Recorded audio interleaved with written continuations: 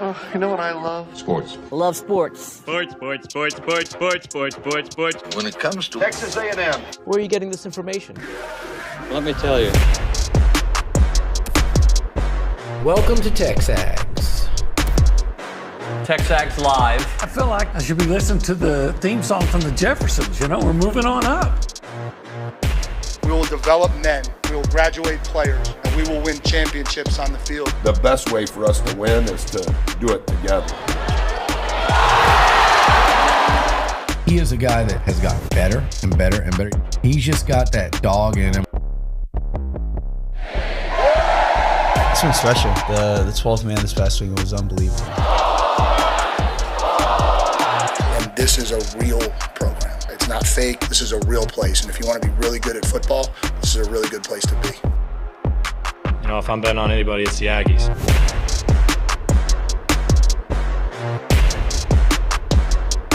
What does this bowl game mean to you? I want to hear from you. 979-693-1150. We'll pick it up on the Boss Firearms Hotline.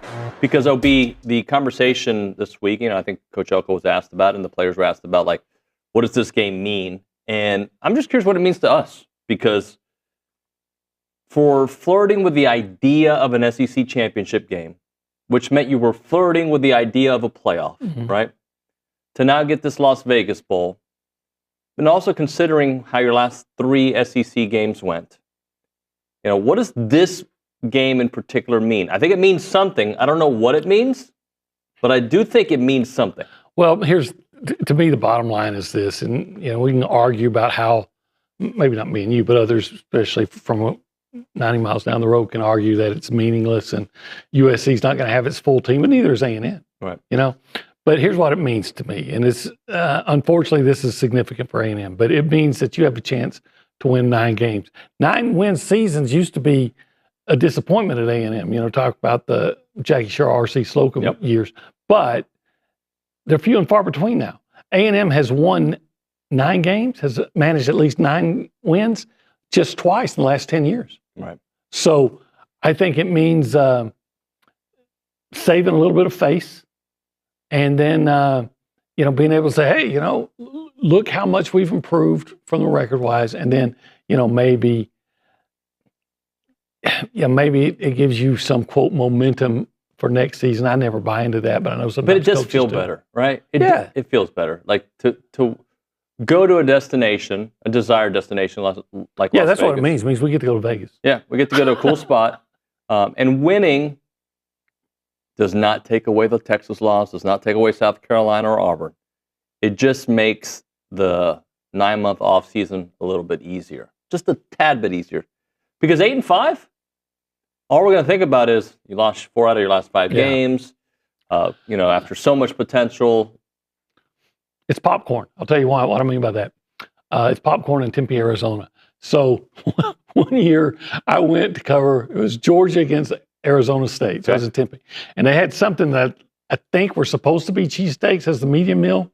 And I took a bite, and it may be the worst thing I'd ever eat. It was horrid. Okay. And I had to throw it. And it was so bad. I mean, I can't impress. This was roadkill that they put on a bun. Yeah. I mean, I can't. And the taste in my mouth. Couldn't get it out. It was, so I got popcorn, not because I was hungry for it. I wanted just to try to take that taste out of my mouth. Yeah. And this is like that popcorn. You have a bad taste in your mouth those last 3 SEC games. And you know what? You gotta get rid of it. You can still remember how heinous it was. Yeah, I see it right now. But at least you could get that taste out of your mouth. What'd you do to get the taste out of your mouth? I ate popcorn. More popcorn. I ate popcorn until I couldn't taste that, whatever it was, that dead raccoon on a bun. So you didn't have to mix it up. Like sometimes when I taste something terrible, I got to have a little bit of this, a little bit of that, and I keep testing things. Well, it's in the press box. You don't have a lot of options. This is true. You got Dr. Pepper, you got popcorn. That's about it. That's what I had. Yeah. But it got the bad taste out of my mouth. You didn't feel great. You just felt better. I was just better because, again, because it's still there. Look, it's been 20 years, whatever. I can still remember how heinous. Come on, Arizona State, put a little bit of pride in your press box meal. Well, I'm going to read you what ESPN has to say about this bowl game, all right? Okay, let's hear it. Who starts the 2025 season 1-0? Talking about the Las Vegas Bowl. Texas A&M versus USC. Sometimes bowl games are prisms into what a given team might look like next fall. They can still be fun jumping off points in that regard. I didn't see a ton of bowls that qualified as such this year, but this is one. Pitting A&M trying to establish an identity around Marcel Reed against a USC team that has lost 19 players to the portal. Wow. I wonder how many of those 19 players really matter. Well, their wide receiver room mattered. Yeah, did I hear that they're Three of their Zacharias or whatever he says his name? Zachariah Branch. Zachariah Branch is, I heard that he may be visiting here. No, that's not true. That's not true? That's not true. No. I heard wrong then. Yeah, you heard wrong. He's not visiting here. That's too bad. He's got a do not contact thing on his portal entry. And no. So where's he going to visit? I don't know. We don't know. I think he's already decided where he's going. That's why he said do not contact. Well, he's making a mistake. He should come here. Well, he's not a name that I've read from Bronny or Lucci. But that being said, where did I see that? Somebody Twitter rumors. Yeah, probably. But 3 of the 5 best wide receivers on their team, okay, over 1,400 yards of production, I believe 12 touchdowns, will not be playing for USC in the wide receiver room. Their offensive line is losing a couple guys, although they found out that I think his name is Dubon will be playing for them. He was going to go to the draft, but it looks like he's going to stay another year. But their offense has been decimated. Yeah, you know what that tells me? It doesn't matter. It tells me it's A&M. Yeah. So of course, if everything points to them having troubles offensively, of course they're going to move the ball well because that's what A&M does. Well, especially this year, right? Yeah. Notre Dame, not just this year. Well, many years, but this year in particular. Notre Dame, freshman offensive line. Yeah, 2 freshmen starting in the offensive line and a bunch of non-starters, and they win the game by winning the line of scrimmage. Auburn, Peyton Thorne, he's the worst quarterback ever. Yeah. Throws for, 370 or whatever it was? Yeah, South Carolina can't protect the passer. Oh, how many sacks? None. Well, at least none when it mattered. Maybe none at all. I don't think they got a sack on Lenore Sellers in that game. All I saw was Sellers running free. Yeah. So yeah, I 100% agree with you that whatever the narrative is about a team, don't buy into it. Mm-hmm. Just A&M, just play great football. Just go play good football. And, old coaches will tell you about bowl games. It's who wants to be there. Yeah. And I'd like to think A&M wants to be there. I tend to believe it just based on the amount of guys that are playing in it. Like the portal guys are different. But the rest, it looks like you're going to lose your starting defensive line pretty much, right? Three of those guys because they're going to the draft. Mm-hmm. But everybody else expected to play. Yeah. Problem is the defensive line was supposed to be the strength of the defense. But they weren't. Well, not in the second half. Right. Didn't appear to be anyway. But how important will that be against, I think the rumor is for USC, that a walk-on is going to, again, it doesn't matter. A walk-on is going to start at center for them. Yeah. It could be, but like you just said, what we've been talking about, A&M, for whatever reason, and it's not just this season, never or rarely seems to capitalize on those mismatches. And I don't know why. Yeah. So this one means something to you, but not what it could have meant. Oh, well, if it was what it could have meant, A&M wouldn't be playing in the first place. Right. Because you would have been at the very worst playing in a Florida Bowl. And I was listening to a part of Ask Lucci last night, and I liked what Billy had to say about, I'm glad you're playing a name program and not a smaller program for multiple reasons. More eyeballs. Mm. And also because a lot of times when A&M plays teams, like they're going to be missing. Right. If it's not a name program, may not be missing as many guys. Right. Yeah. And USC is in a similar predicament to A&M. Just the name USC will get the attention of A&M players. Yeah. Whereas when A&M played, say, Wake Forest several years ago, I guess it was in the last game before Jimbo became the coach, it looked like Wake Forest was just more invested in the game because they're playing an SEC team. I mean, we got a chance to get validation. We got to beat an SEC team, and, and A&M, they lost. I did mention to you that the running backs for USC, their starters Woody Marks. He's going pro. Okay. And their backup, who had a really nice year, I think he had just shy of 500 yards, transfer portal. So again, their third string running back. Look for him to have he's got 1,500 yards, right? That's how it works. If you want to be a part of the conversation this morning, I already told you, what does this bowl game mean to you? Call us up, 979-693-1150. I want to hear from you on the Boss Firearms Hotline, or you can text that number as well. We're going to go around the room and say hi to the people, but I haven't even told them the name of this show. This show? Yeah. You mean TexAgs Live? This is TexAgs Live. Yeah. We are presented by David Gardner's Jewelers. Yes, we are. We appreciate David Gardner. We're in the Rollo Insurance Studio. And we appreciate Jason Rollo as well. Great guy. And Jackson, too, the whole crew over there. And this particular hour, the 8 o'clock hour, we call it the Go Hour. And that's presented by CC Creations. Oh, yes, it is. The warehouse of CC Creations. Yeah. In this particular area. This particular area. Yeah, this area. There's like a little square that you guys can't see. There's a square right here. Yeah. That we're on the edges of it. It's called the Cool Zone. The Holistic Planning Cool Zone. Where they can what? They help you with investments, tax time's coming up, and estate planning. And among those investments, you can do what? Invest in pro sports.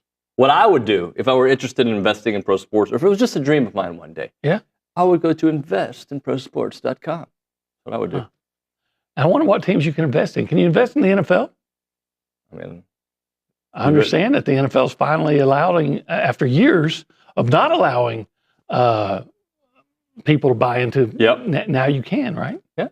Let's do it. Let's invest in pro sports and invest in the Dallas Cowboys for Olin Buchanan. We go behind the glass. We say hi to the great Nick Savage. What does this bowl game mean to you, Nick?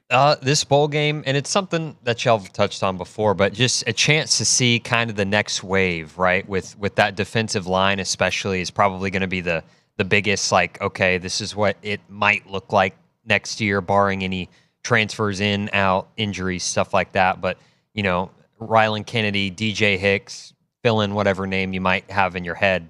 What is that going to look like? Yeah. And just, maybe some new wrinkles from the offense. We'll see if that happens. But I feel like it's a chance to get a real look at what a new look defensive line for A&M will be. So feeling optimistic about it. I think it's a great chance to see how USC defense responds to an inside run on second down. And how they respond on fourth and one. Down, yeah. Look, they're not even middle of the road Big Ten, right? No. How crazy is it? This is USC and A&M is a big matchup between the SEC and Big Ten. It's just weird. So, man, I've always used to say that since A&M entered the SEC, that you cannot be a fully vested SEC team until you beat a Big Ten team in a bowl game. But this doesn't count for you. I just don't know that this is it. You mean like, I don't know, Iowa. You beat Iowa and Florida. Michigan and Florida. Yeah.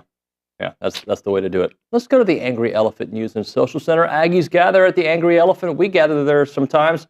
Callie Gardner, I think since I've been here, the first ever 4 for 4. Is that right? Yeah, I mean, definitely my first 4 for 4. Are you doing tomorrow too? Mm-hmm. 5 for 5?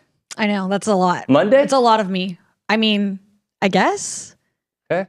Because everyone's on vacation? Yeah, everyone's gone. Except for me, and Kay, and Nick, and y'all. We should put and Nick, Cade, but Cade's leaving today. We should put Nick on the Social Center. We offered Katie and Allie too, and they almost took me up on it. I've done a Social Center hit before. I got experience. I offered it to Kay as well, and she was like, I think we should do like a white elephant kind of show. We were maybe going to just rotate. Like we could have like one day where I have to do Nick's job, which would be a disaster. I think that would be fun. OB does Nick's job. So it would be OB's running the Twitter. So it would be an angry white elephant? An angry white elephant. Oh, there you go. Is that what you're going for? Well played. Well played, sir. Yeah, that's why I am. That's what you're here for. What do you have, Callie?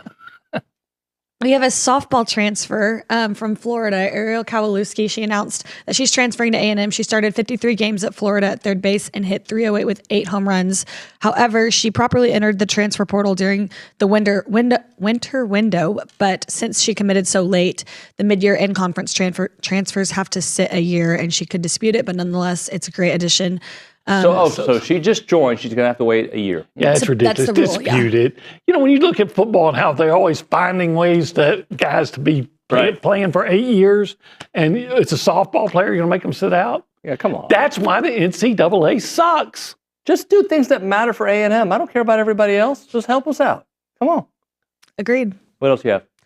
The Lady Aggies wrap up their non-conference slate today at 1 p.m. versus Mississippi Valley State, and that's a home game for them. So I know the local school districts are getting out early today, so if you have nothing to do, take your kids over to Reed Arena. That'll be hopefully a great game for them to finish up their non-conference as they have a bit of a break before they start SEC play in the spring. And the A&M volleyball players, Logan Lee and Ifin Akasapala, who I feel like we're constantly just bragging on their accolades. They were named All-America yesterday. Lednicki was named to the second team, and Kasapala received honorable mention. And they are both outstanding for the Aggie volleyball team, and just excited that they have eligibility remaining and could potentially see them back in Maroon and White next year. Thank you, Carlita. Appreciate you. OB, so yesterday on the show it came up that the Netflix show, the SEC Netflix show is coming out. And did you know that? I heard about it. It looks like A&M's going to be on it. I think Alex Miller had it on Twitter yesterday, but it looks like A&M's going to be a part of it. Texas and Georgia apparently not a part of it. There's some other schools, but Texas A&M will be a part of it. I heard that part. I don't even know what the show is. Just behind the scenes, Hard Knock style of things happening throughout the season. A year in the life of an SEC football team. Oh, okay.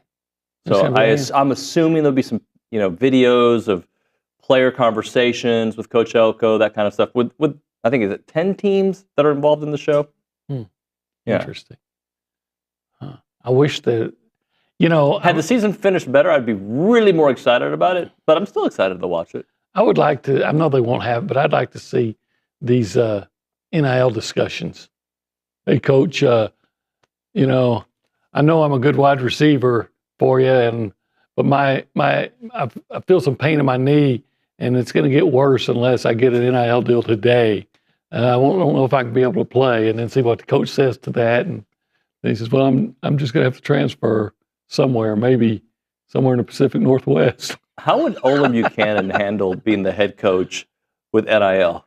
Oh, first of all, if I was the head coach, first of all, one, I'd be like Trump in a second term. Okay. Right? Because I can't lose now. One year salary, I'm set for life. Right? Yeah. So, man, I am fired at the hip. I'm cheating. Because in the SEC, if you ain't cheating, you ain't trying. I'm tampering. I am Coach Tamper. I'm doing everything I can. I had a joke there that I won't go with. Sorry. Tampering? No, I'll tell you later. I'm Coach Tamper. Tampa. You're not thinking about the guy in Minnesota, are you? No. I'm Coach Tamper. I'm doing everything I can to win. I don't care what it takes. And then, you know what? If you get caught? If I get fired, so what? I made my millions. I'm good. Yeah. That's how I am. We know this, actually. Whatever it takes to win. Whatever it takes. All right, we're going to hit a break here. When we come back on TexAgs Live, we've got a couple other things. You see what Greg Byrne was talking about yesterday? Is he complaining about something else now? Yeah, NIL, and he needs help. We'll talk about that. It's a desperate cry for help. Okay. I think the biggest reason, one of the biggest reasons, not the biggest, that Nick Saban's gone. We'll talk about that on the other side. Right now, though, let's talk about Prize Picks. PrizePicks.com/TexAgs. Use the code TexAgs. You get $50 once you play in $5 lineups. It's 2 to 6 player stat projections. They've got a lot of great stuff going on right now. So they got Picksmas, which is a fun game you can do there.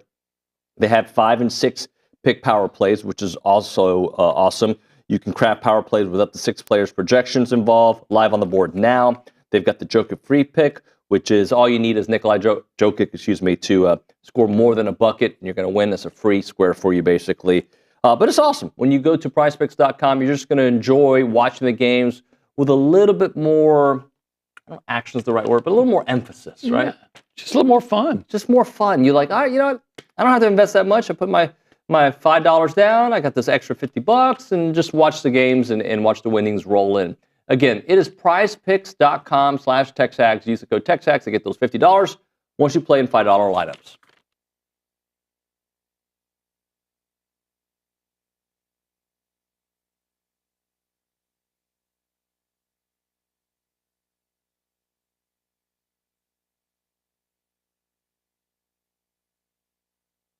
What's up, TexAgs? This commercial break is brought to you by my good friends over at Aggieland Chevrolet, the official automotive sponsor of TexAgs.com and me, Billy Lucci. Greg Gunn is the proud owner of Aggieland Chevrolet and invites you to visit the dealership to experience true Aggie hospitality. From their friendly staff to the experienced service team, Aggieland Chevrolet is TexAgs approved.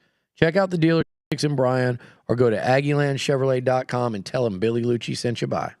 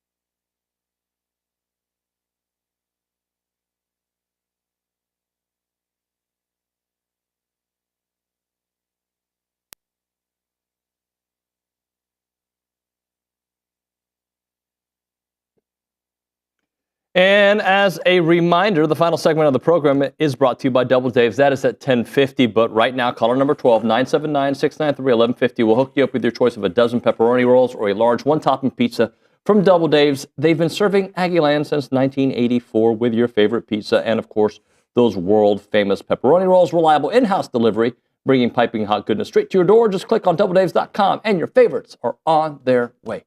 TexAgs Live, presented by David Gardner's Jewelers, Rollo Insurance Studio, Go Hour, presented by the Warehouse at CC Creations, Olin Buchanan, David Nuño.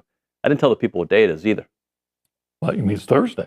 December the 19th. December 19th. 2024. Yeah. A week from today.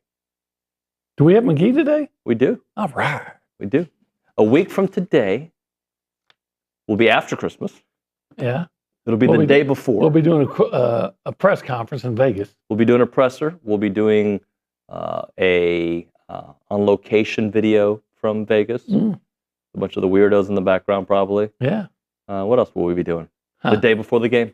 We'll do the presser early in the day, and then later that night, I'll be at the blackjack tables, probably doing a depresser. Yeah. After, but when you go in knowing that you're probably going to lose the money, it doesn't hurt as bad. You think of it as this is fun. As entertainment. Yeah. Yeah. Any chance we go work out together while we're there? Would you go with me? Yeah, I don't know. Maybe. All right, let's get into your good friend Greg Byrne, the Alabama athletic director. Which I like his dad a lot. Greg, who was here for many years. All right, he says in a letter to their fans, although we've been competitive from an NIL standpoint, our competition has their sights and are actively trying to surge ahead with NIL. You've heard examples of other teams using promises of $1 million paydays to lure away our players and convince them not to come to Alabama. It's time for Bama Nation to fight back. There's more to it, but basically a desperate cry for help from the fan base. At least he didn't say, A&M bought their whole recruiting class. That was Nick Saban. Yeah, no, that's what I'm saying. At least he didn't go there.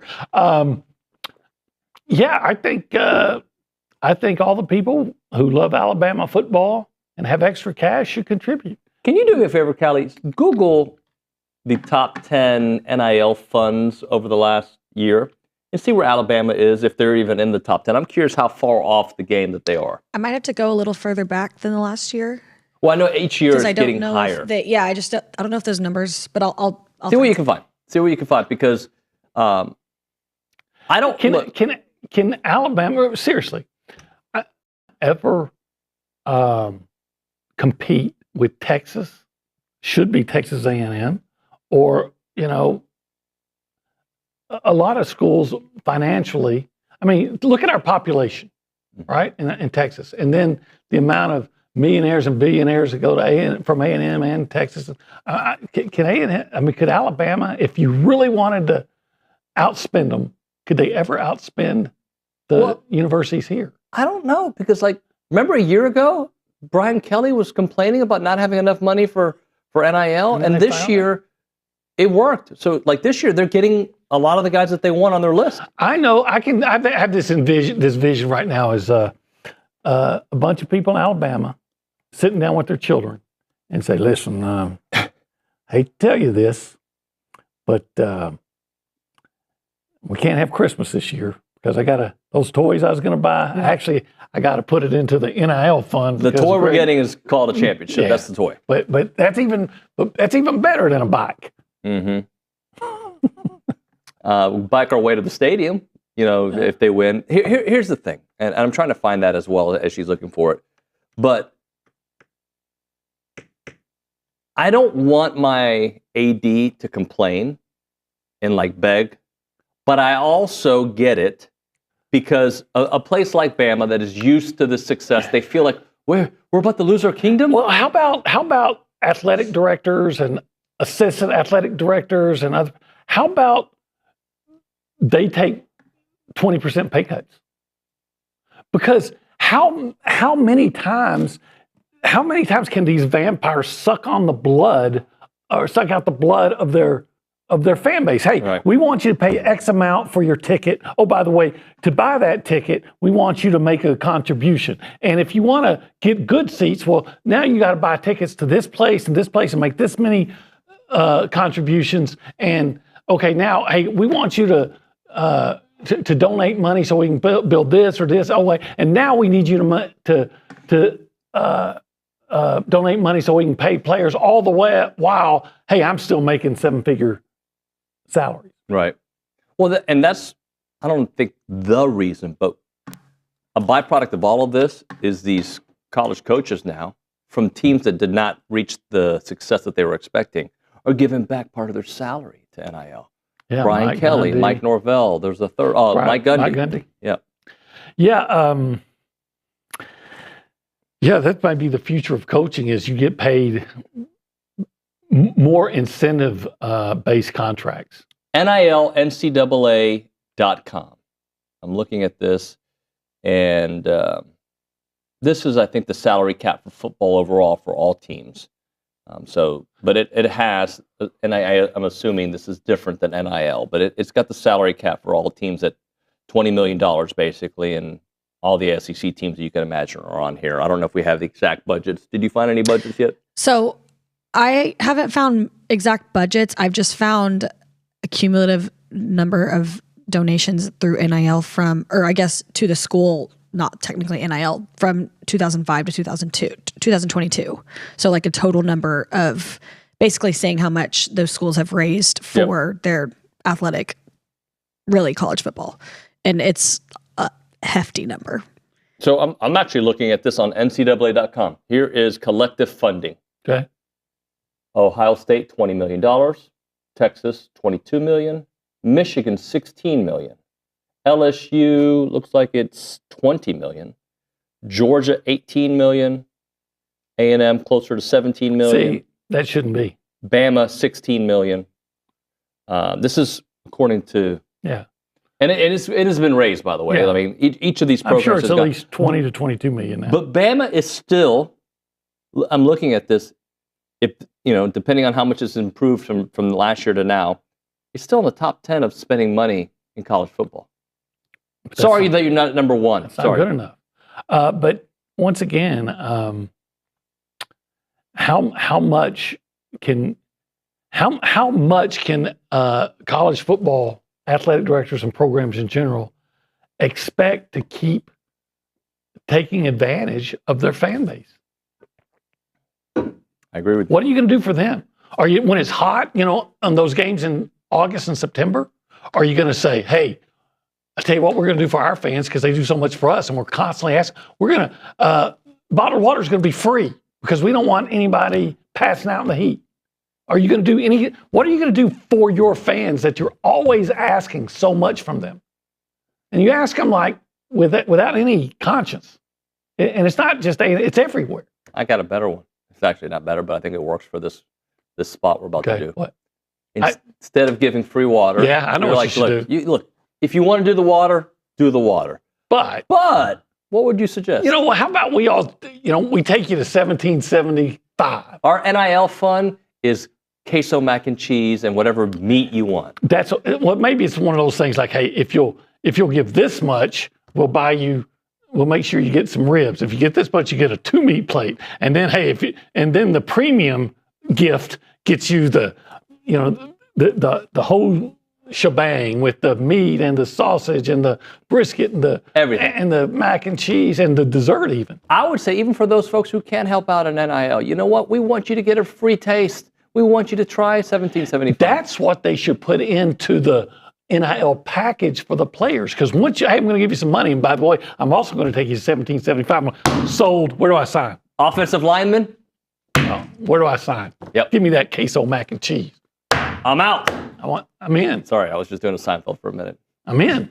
I know what you're saying. You know what episode I'm talking about? Yeah. Don't Google it, Kelly. All right. 1775 is open Thursday through Saturday, 11 a.m. until they're sold out. Online ordering turns off at 10 a.m.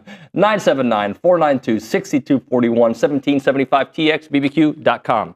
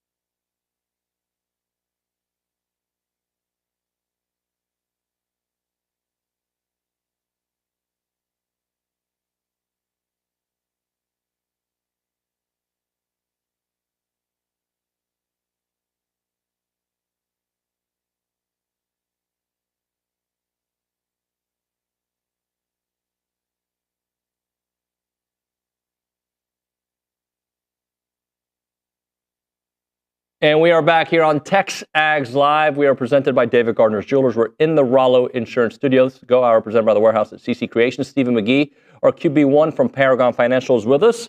Mr. McGee, how are you? Fantastic. Is he Googling? Yeah, he's OB's digging in right now. Yeah, I can't find what we're concerned about, but I will look. He'll later. find it. I will look later. He always finds it. He always will. Miss Georgia's here. That's cool. Yeah, Daddy's on duty today. Mama's got to go to Houston, and so thank you, Callie, for taking over for me right now. It was. Can you imagine her on air? She acts all quiet and shy, but man, you put her on a microphone, put her at a piano, she won't shut up. No, it's amazing. Now we talking about Callie or Georgia? Well, I don't know about Callie. That's amazing. If she can play piano, I would respect it. But my daughter is rarely shy, taken back, but you guys did that. I'm impressed. Well, yeah, I'm sure y'all taught her not to Grown talk to old strangers. men, of course. And nobody's stranger than us. Yeah. But she's always welcome in the studio. Well, I don't know how much you've been paying attention to what A&M's adding in the portal, but some pretty nice wide receivers have joined the group. I'd like to see them add some more. What do you think about so far what they've been able to do? Yeah, after the show last week, we were talking to Bronny, I think, about some of the guys they were trying to target. Always the one that gets away. I don't know, my angst toward, you're excited to get guys that have supposed talent, but I think all Aggie fans probably share this resentment with us. It's like, talking to Swope, he was like, we signed another 5-star kid, great. Like, that's going to be a pure disaster, right? And I think as Aggie fans, we probably have right to be a little bit, I don't know. Gun shy is it probably the perfect word for it? Yes. What have we hit? Like, we've had probably the last decade 5-star wide receivers commit to A&M, and I would say one of those guys, Christian Kirk, was probably really good. A really good hit. Yeah, right? absolutely. I mean, if we get Christian Kirks on the field, we're going to win a lot of championships. I mean, he's the right kind of guy on the field and off the field. But I'm saying, you look at the other four. Not only were they not good football players, they were probably worse off the field. Almost all of them. And so that becomes a distraction. It's negative. I love Mike Elko. And I think that he's the kind of coach that holds people accountable and will get them right. We'll see. I think you got to go for the talent. And then unless there's something that they've done that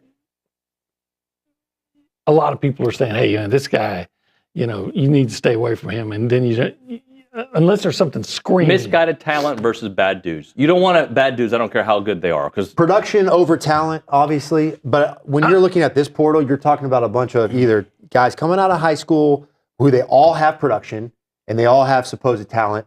But in this deal, it can get a little bit weird. It's like, hey, why did this guy not play? Was it injury? The kid from Oklahoma, I was kind of optimistic about because he was one of the few portal guys where you said this guy had a lot of production. Yeah, this guy was good. But to your point, I love talent. I think the one thing that our offense has been lacking for quite a few years now has been that speed element, right? Especially outside on the perimeter. So I hope these guys can go. Like, I hope they can take the top off coverage and really change the game and force defenses to think, do we really want to line up in single high man right here? Right. Because this guy's going to run an inside slot fade, and he can house it for 75 yards. That changes the script. Absolutely. Right? Well, what does that do for Marcel? What does it do for Noah Thomas? Yeah, there you go. Oh, well, man. If you're getting a lot of too high defenses and Marcel's your quarterback, well, obviously that threat in the run game, right? Because even when you're in single high defense and you're supposedly able to have numbers in the run game, when the quarterback is a run threat, right, and the zone reads, you still create numbers, right? But even more so of an advantage for the offense when you're in too high defense, right? Because you're worried about this guy going deep over the top. So now you have two high safeties over the top to protect it. For a run-first offense, if you can get a lot of too high defensive looks, that's going to help us run the football even more. Absolutely. And that's what we want to do, right? I mean, you have some backs that are incredible. And you have an athletic quarterback that can house it. So what do we want to see from Marcel against USC? When it comes to USC alone and what this could mean, it doesn't mean that much for 25, but what it could mean for 25. I think he could take some baby steps because there's enough practices and the ability to develop between now and then. What is it? Is it still 15 practices, roughly? So unlike in the season when you're putting in the game plan to beat Mississippi State or to beat Florida, whoever it is, it's a little time to work on your game and really progress. But the biggest thing for Marcel, in my opinion, is he's got to develop as a passer. I mean, that came to light too many times. The progressions, right? Getting through a progression, not hanging on guys, not forcing the issue, the turnovers, right? Like, those were head-scratcher turnovers from a young guy trying to do too much. Just go through your progression and aggressively take what the defense gets you. But he's got to get through those reads. 1, 2, 3, and be comfortable taking a check down, right? Be comfortable getting 5 yards.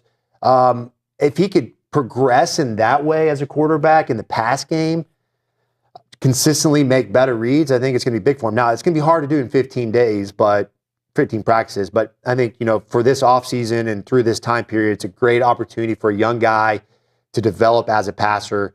And I don't think that you are sitting here saying, hey, I need to change your arm strength or the fundamentals of the way you throw the football. I'm just purely saying, hey, the decision of where you go with the football in the pass game matters so much. Yeah, because I remember against Texas, Noah Thomas running wide open. It looks like they had a bust, and it's a walk-in touchdown if you see him. And that we didn't score on that drive. No, well, we didn't score on any drive. So I think he threw to the other side, and I can't remember if it was a short gain or if it was a incomplete. It was to the boundary. But you had 4 strong. We had the triple seam to the field. I mean, it's a touch. It's an easy touchdown. If quarters you see. Look. I remember we flagged it on our filmer. I said that play, and then we got in here, and the ESPN cut up was so tight. But yeah, to your point, they complete the little like Harvey route is what we called it, but to the boundary one-on-one is a good throw, good completion, whatever. But the read would say, hey, like, we're reading away from that safety inside out down to the back. Well, if you read inside out away from the safety, you would have seen that seam route, and to your point, it's as open as you get against a good defense too. I forget. I saw it on Twitter this week. I couldn't find it, but it was a coach talking about if it's not there in 3 seconds, and if you have 3 seconds, you don't see it, just throw it away. That was Peyton Manning's OC back in the Colts days. What was his name? The kind of the old guy, heavy set, Tom. Not Tom Herman, but Tom. The gray-haired guy that looks like he just got up from dinner. 1, 2, 3, and throw that. What is it? Yes, MF roundabouts is what he said. Or throw it away. Do you agree with that? I do. Taking sacks, and I love that point. In fact, I took a screenshot of it because y'all have heard me harp on this, the sack stat that no one talks about. And I'm curious if I would assume that that's probably a true stat even today. But about getting sacked and what it means to scoring on that drive? Exactly. It's like less than 24%, I thought I saw. Yeah, it's a really small amount. So when a quarterback takes a sack on the drive, the chances of them scoring after that are just fractional. Yeah, I'm having flashbacks to that LSU game in 2021. Yeah, but they sacked him like 5 times. Michael Clemens had back-to-back sacks on the final drive. And then he throws the touchdown pass. He throws a touchdown pass, yeah. So, we break all those anomalies. That's what we were talking about that earlier today. We broke another one. 3 turnovers, one for a touchdown, and we still find a way to lose. Like the anomaly of that was like in the less than 10% range, wasn't it? And it happened, of course. Hey, before we hit a break, what do you think about Lincoln Riley? His name has taken a hit, but as a quarterback developer, that's even taken a hit this year.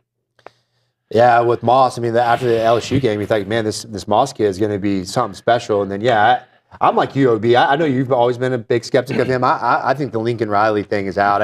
He's recruited some really good quarterbacks. Caleb Williams is incredibly talented, but I don't know if it's because of him. Yeah, Baker Mayfield's one of his guys, right? Wasn't Baker Mayfield really good at Texas Tech? Yeah. And so he's already developed. And he went there because Cliff Kingsbury decided he liked the second quarterback better, and the second quarterback happened to be Patrick Mahomes. So Lincoln Riley gets a guy that's already been developed, and now he's at Oklahoma, where I've got better receivers on a weekly basis against the other Big 12 defenses and better offensive linemen. Yep. And then I get Kyler Murray. Well, if they hadn't mismanaged him here, he would have probably won the Heisman Trophy here. And then he goes to, then he gets Caleb Williams, same deal. I got better offensive linemen and better receivers than I'm playing against. And then it was the same thing at USC. Agree. Let's hit a break here. We'll come back with more buy, sell, Greg lease. Popovich, I win big when I got David Robinson and Tim Duncan and all those guys. Manu Ginobili, Tony Parker. And when I don't, all I do is Lose, no matter what. And complain about politics. Yes. That's where I was going. All right. Chance McClain's my buddy. He runs Heritage Films. One day, maybe we'll get a Stephen McGee documentary. I think that'd be a good one right there. Just to watch about the humble beginnings and obviously the Texas game, all the cool stories. You don't have to be a quarterback that played in the NFL to have a documentary done about you. You can just be a normal guy. You can do it about your dad. You can do it about your mom. You can do it about your family business or your family ranch. And Chance McClain and Heritage Films can do that for you. Their phone number is 713-893-8341, 713-893-8341, or check out yourheritagefilm.com. That is yourheritagefilm.com.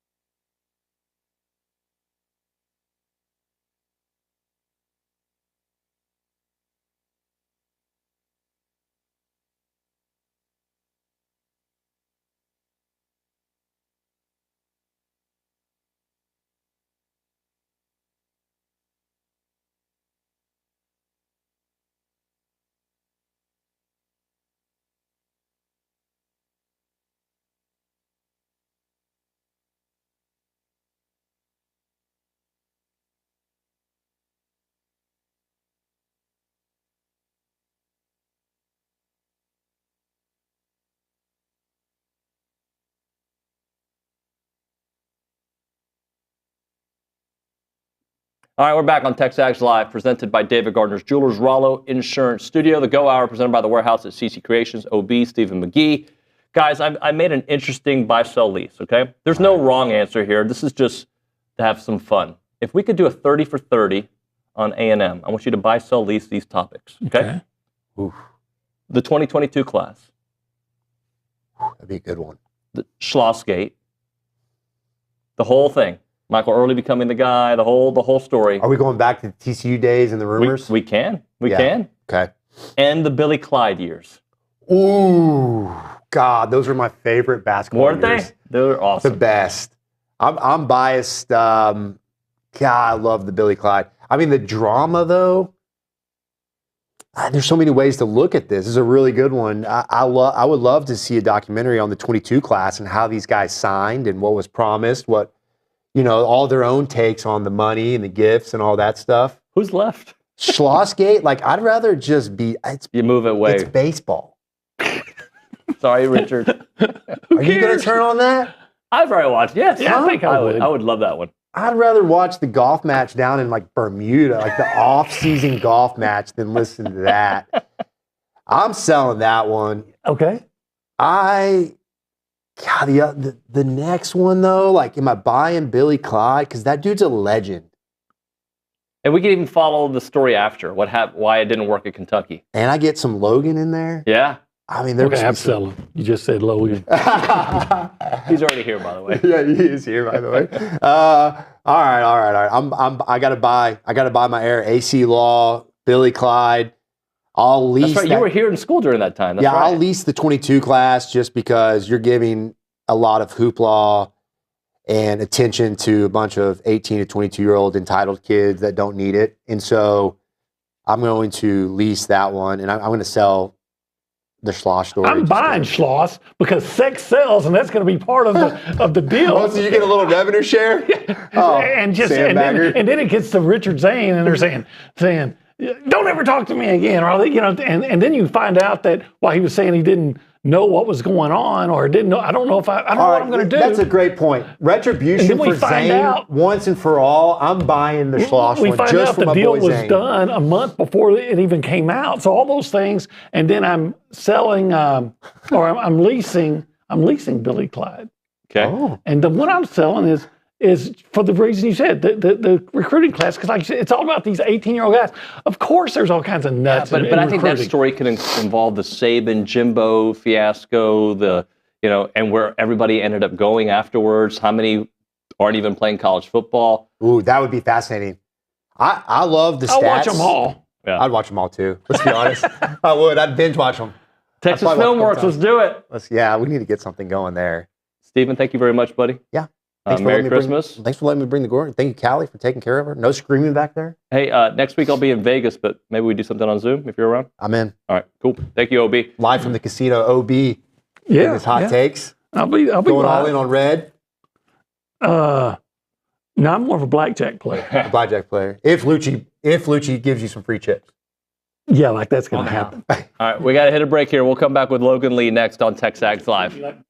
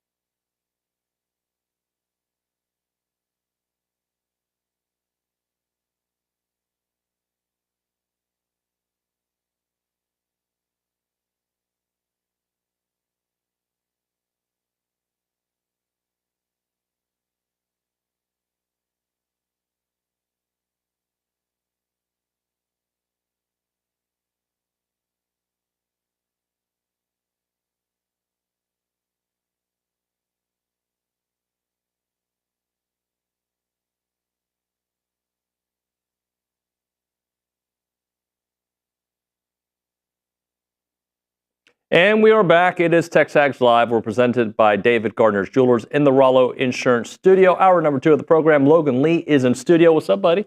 Howdy. I like that shirt. Yeah, man. I don't think I've seen you wear that one before. I think people need to see the back. Yeah, show the back. I don't know if we'll be able to get a close-up of it, but can we see the back? Can we do the other camera potentially? It might be. There we go. That's a little bit tighter shot.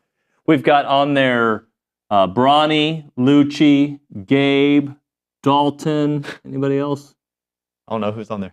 That's it. I can't see the and back. a dog from 2018, I think it says. 2018. It's a lifetime ago.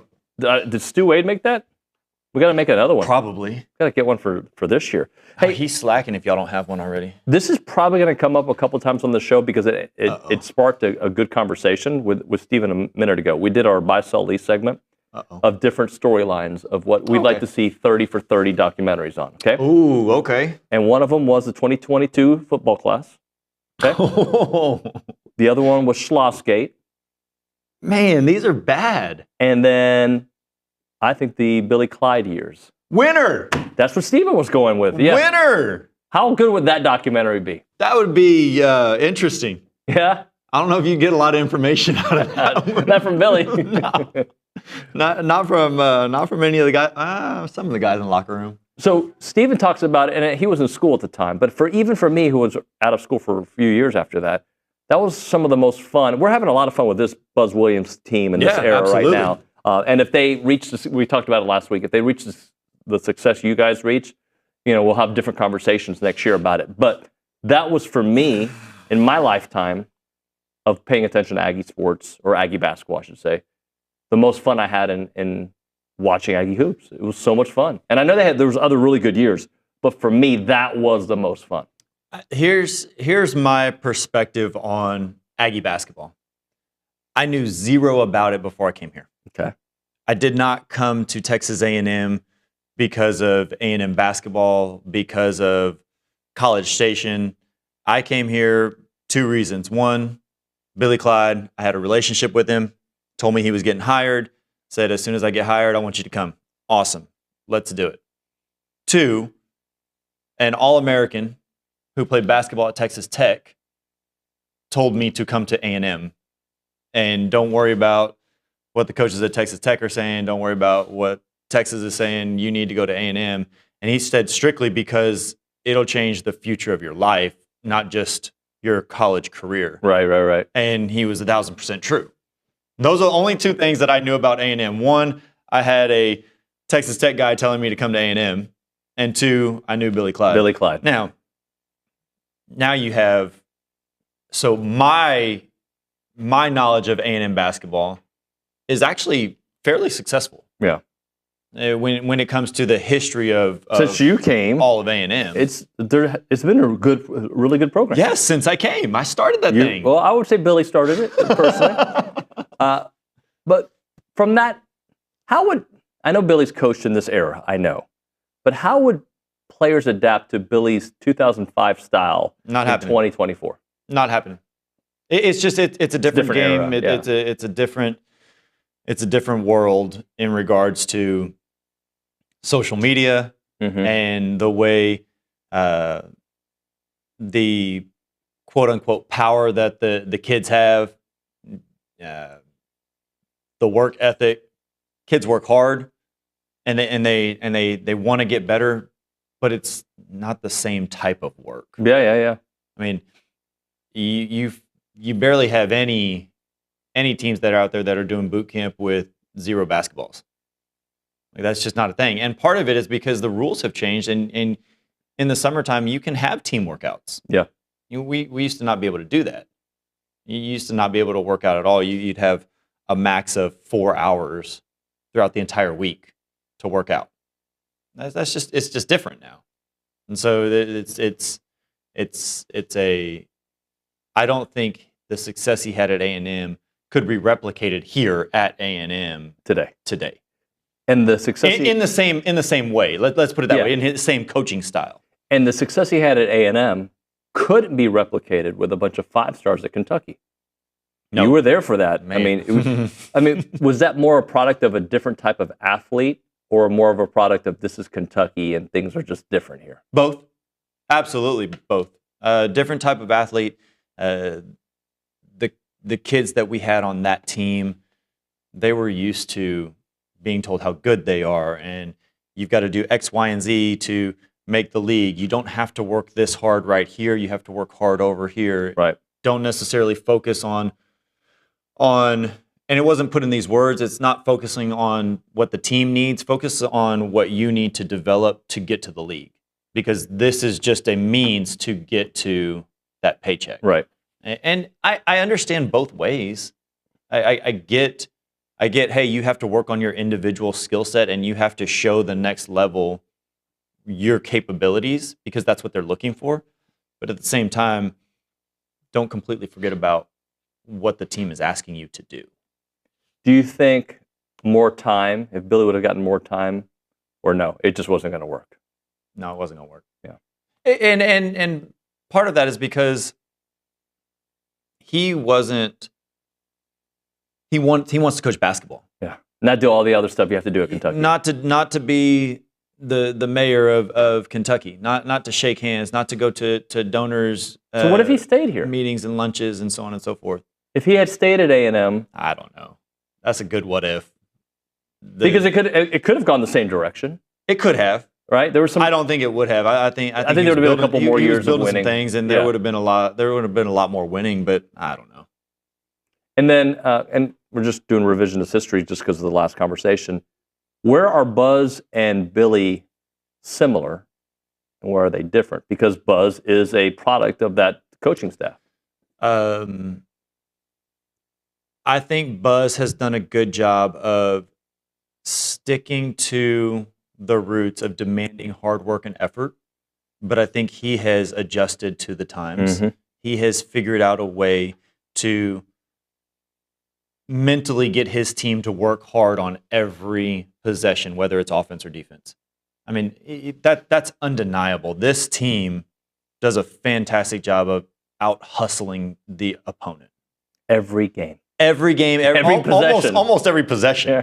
I mean, there is not. If they don't get a loose ball, it's usually because they tipped it out of bounds, or Right. it's not because someone beat them to the ball, or because it was taken away from them. It's because they just didn't have the chance to secure it, and that's what A&M was built on when Billy came here. Is we're going to outwork everybody. I mean, heck, I remember having conversations. The coaching staff was like, "Hey, we have to work harder because we're not as good. We're not as talented."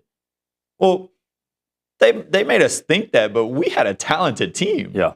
Antoine Wright, drafted first round. AC Law, lottery pick, best guard in the country. Joe Jones, Antanas Kavaliauskas. I mean, you go down the line. That's a talented group. But in our mind, it was, we have no A&M history in basketball that we have to go out and perform and work harder than anybody else to just be equal. Right. And that was the mindset, which is why we won games. Why or what is different this year about last year? Pretty much the same group of characters, a couple of new additions that are making a huge difference, but it feels different because there were the little dips, right? The Oregon game, which happens, the UCF game, which sucked to start off the season that year. That wasn't fun. But it feels different before conference play. Well, if you think about it, this is probably the toughest non-conference schedule that A&M has ever had. Yeah. And they went 9-2. I mean, that's and the pretty two special. losses are ones that play again, you win. Hey, Sorry. UCF, there's no question. You play UCF again, and you win that game hands down. Yep. You play Oregon. That's a toss-up. Oregon's a good team. They are, but you were winning. But I think A&M plays Oregon again, they win. Yep. It's Wisconsin could. I mean, that was a tight game. That was tight. Yeah. The difference this year and last year is one, experience, and two, a more well-rounded team. You know, last year, Henry Coleman couldn't do what he was doing right now. And I wholeheartedly believe that that's because of Pharrell Payne. Henry going up against Payne in practice every day has made him better. It's not that he couldn't do it last year. It's that he never got to practice against it until it was game time. And he was also not healthy last year, too. That is true. That is true. The loss of Julius Marble did not help at all. Mm-hmm. But Payne coming in and allowing Henry to develop and also being probably the best post player that A&M has had since Nebo. I mean, I really like Julius Marble. He just didn't play. He wasn't here long enough. Exactly.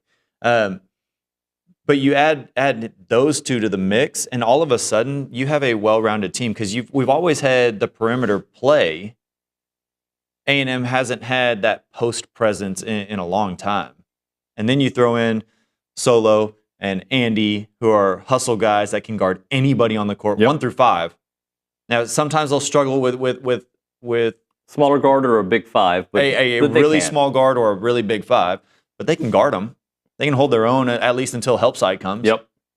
And so this team is very, I don't want to say complete just yet because they haven't shown the consistency, but they're the role that they've been on the last 5 games. It's man, if they can take that into SEC play, they're going to win a lot of games. How sustainable is it, you think, in SEC play? I don't think anything's sustainable in the SEC. Yeah. This year, that conference is ridiculous. Oh, boy. You have the best. 1, 2, 4, 6, 7, 11 or 12, however you want to list. A&M's the 6th best team. Think about that. At 9-2. Yeah. The 6th best team in the conference, and you're ranked 11. Yeah. Or 12, whichever one it is. And then you have 17. Ole Miss is 17. And then if you count votes getting, you have Mississippi State at 26, Arkansas at 27, Missouri at 28, Georgia at 35, Texas at 45, 46, somewhere around that. When does it stop? It doesn't stop. That's the thing. And that's why we've had the conversations on this show, like what would be a good SEC season? Because we just saw a couple years ago a team that went 15-3 in the SEC. That seems highly unlikely for anybody in the SEC this year. That's not happening. Like 9-9 seems like, all right, you survived. You know? A couple years ago, 9-9, you weren't sure you're going to make it to the tournament. 9-9 with this year's non-conference, they're safely in. I wonder if there's going to be a team that doesn't make 500 in conference and still has an at-large bid. I think it's very possible. I do. That's how deep this conference is. I'm excited for it, though. Yeah? A lot of good games. A&M's already played a bunch of good teams. Schedule keeps going. So one of the points I made yesterday when we did Pounding the Rock with Tap and Luke is that I feel like we might get a more fresh Wade Taylor at the end of the season because he doesn't have to carry the load as much. And he's only averaging 3 points less than he was last year. I mean, just look at the Purdue game. Yeah. I thought Wade was the best player in that game. And he didn't play the last part. He scored 15 points. But he didn't take a ton of shots. They were efficient. Yep. But he dominated that game. His defense was good. Yep. You know, I have rarely said that. His defense was good. He was in the right place at the right time. But that's because everybody else was moving around on defense as well. I mean, A&M, that was the best defensive game for them jumping through the passing lanes, running through passing lanes that I've seen in a long time. Yeah. On offense, when you have Coleman and Payne that can score in the paint, it opens up the perimeter.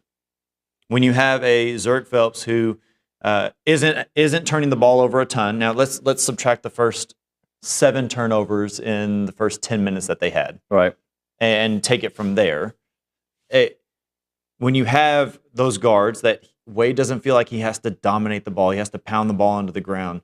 You know, he's allowed to play a little more free, but he doesn't have to force things. Right. And he looks really good. He does. I mean, he had a great game. Here's the question I have, and I don't even know if it's a question, more of a, I think things are going to get better for Manny, because I love Manny's game when he's not turning the ball over, when he's not shooting too many threes, but like there's the way he can attack the rim. But we have not seen last year at the end Manny. We've seen last year early Manny so far. We haven't seen the end of last season Manny, and I still think that time will come. Yeah, I do too. Just like this team, just like the program, every single year that Buzz has been here, they have started out a little slow, and then you see them get better, and then they get better, and then they win games, and then they win more games, and all of a sudden they're one of the hottest teams in the country. Right. And as the team progresses, you see Manny's role progress each year that he's been here. Yeah. You know, it started out slow, questionable, way too many turnovers. Okay, we're going to bench him for a little while. Now we're going to put him into the lineup, and we're going to work him in. He's going to play 5 minutes here. He's going to play 10 minutes here. All of a sudden, he's a starter, and he's a stud, and he's right. That's kind of how he progresses as well. It's how it's been the last 3 years. That's how the team has been. Why would this year be any different? And now that he has more help, just like Wade, he's going to benefit as well. Yeah. The defense is going to have to focus on Wade, is going to have to focus on Payne, is going to have to focus on Phelps. You know, Welcher comes in, and that guy, whoever's guarding him, is going to have to be stuck to him at the three-point line. Right. Which opens up everything else. And that opens up the drive for Manny. That opens up the off-ball movement that he's very good at, for him to catch, rip through, get to the basket. Yep. That all plays into his game. Let's talk about, because we give Coach Elko a lot of props for bringing in the right transfers. When it comes to Buzz, throughout the years, right, these last few years, and people forget, Andy was a transfer a couple years ago. Yeah. I mean, he's been here a long time, so he's not anymore, but look at how integral a piece he was. Henry Coleman was a transfer. And there were people questionable about Andy because he didn't get a ton of time. At Mississippi State, He's a four-man that weighs 210 pounds, and he doesn't look the part.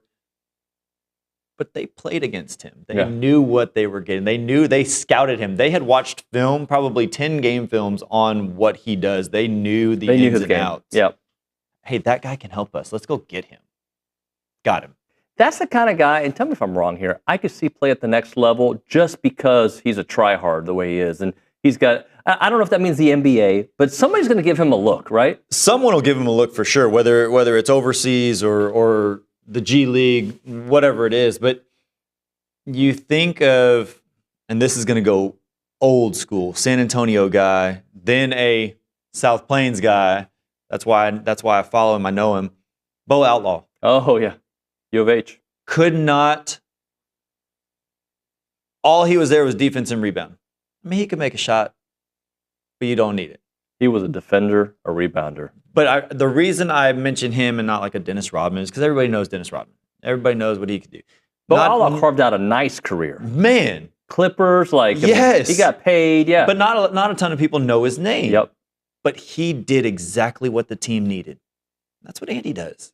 Exactly. Now, Andy's actually growing a little. He's taking a couple of threes. Yeah. And his form does not look bad. It doesn't. I mean, I didn't even, when he took the shot against U of H, which ended up being a 2, right? If I remember correctly, that tied the game. Was it? Oh, yeah. At the top of the key. I felt it was in from the moment he took it. And I remember there was a time I was like, no, don't shoot. And then he earned my trust as the year went on. Like, he could take those shots. Yeah. And now I don't want him taking a lot of them. Yeah, I'm about to say, again, I don't want 3 or 4 a game. Right. But I want him to play confident like he has been. But back to the point, Buzz deserves a lot of credit because when he brings in a guy, like you've got 2 starters from the portal, right? That Pharrell Payne is exactly what they need. It fits in great. Zerk Phelps, I see where it's going. Yep. Right? Like, I mean, yep.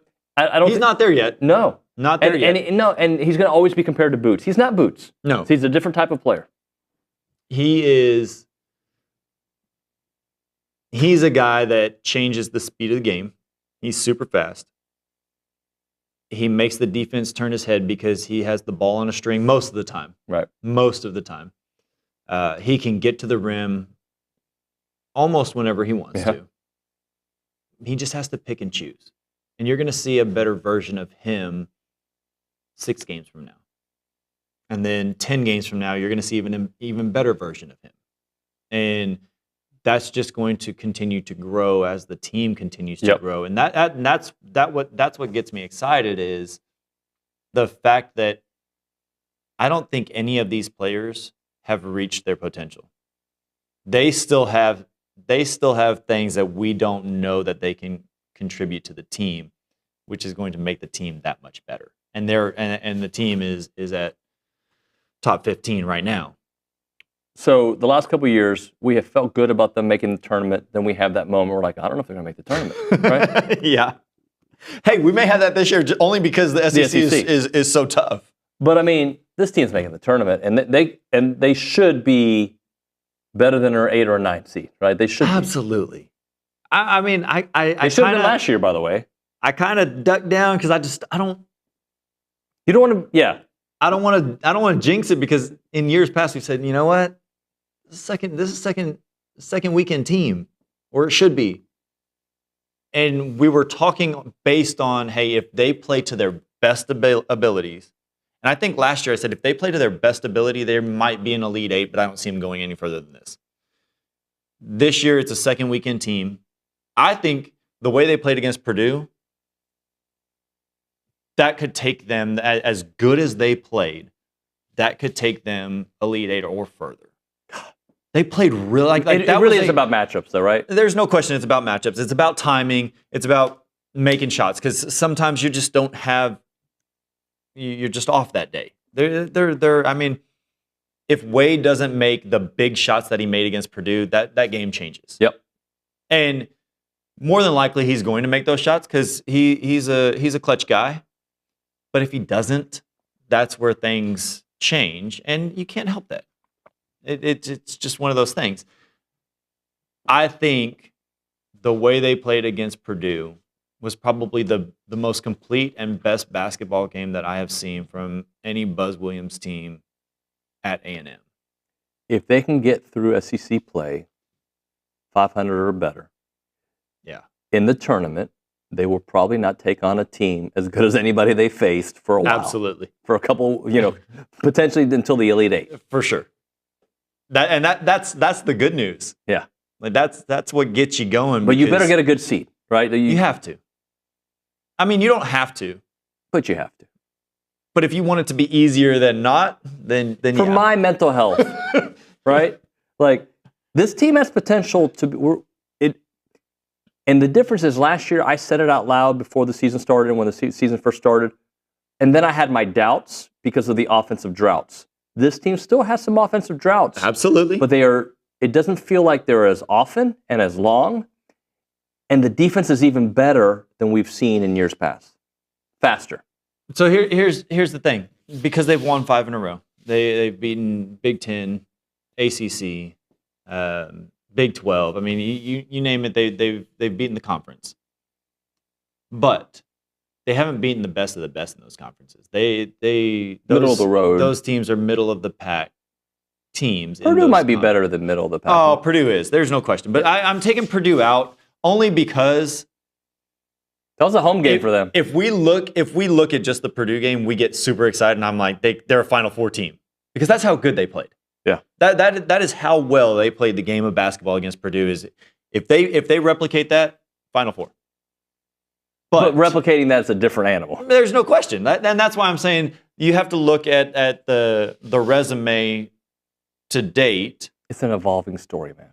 At the end of the day, like it really always is, especially with this program. Because look, and we got to hit a break here. I think everybody wrote them off when they lost 8 straight in 21, right? 21, 22. And they, I thought, deserved a chance at the tournament the way they finished, right? But if you would have taken that 10-game stretch, I know it was 8 that they lost, but that 10-game stretch, you would have said, they're not making the tournament. Had you looked at the last part, oh, they're making the tournament. Like, For sure. It's multiple chapters. You have to play at an exceptional level before you can write the story. And they've knocked out the first chapter. Yep. They've got to continue writing the rest of it as they go through SEC. Thank you, buddy. Yeah, man. Merry Christmas. Merry Christmas. All right, if your organization or business is looking for an opportunity to engage with Aggies, you need to check out the Association of Former Students. They bring Aggies of all ages together for marquee events held throughout the year. We're talking Aggie Ring Day, All Aggie Hullabaloo. You got The Gathering. They all welcome tens of thousands of guests, and there are many sponsorship and vendor opportunities available to get your brand in front of those attendees.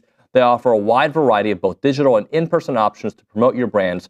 These include title sponsorship, naming, on-site presence, activation, recognition, and social media posts, and much, much more. There's also advertising opportunities in both the Texas Aggie magazine and the Aggie News newsletter, which are seen by over 230,000 people. So if your business is ready to engage with Aggies, choose a partner that the organization has been supporting the Aggie Network for over 140 years. For more information on options available through the association, please email sponsorships@aggienetwork.com. It is the Association of Former Students.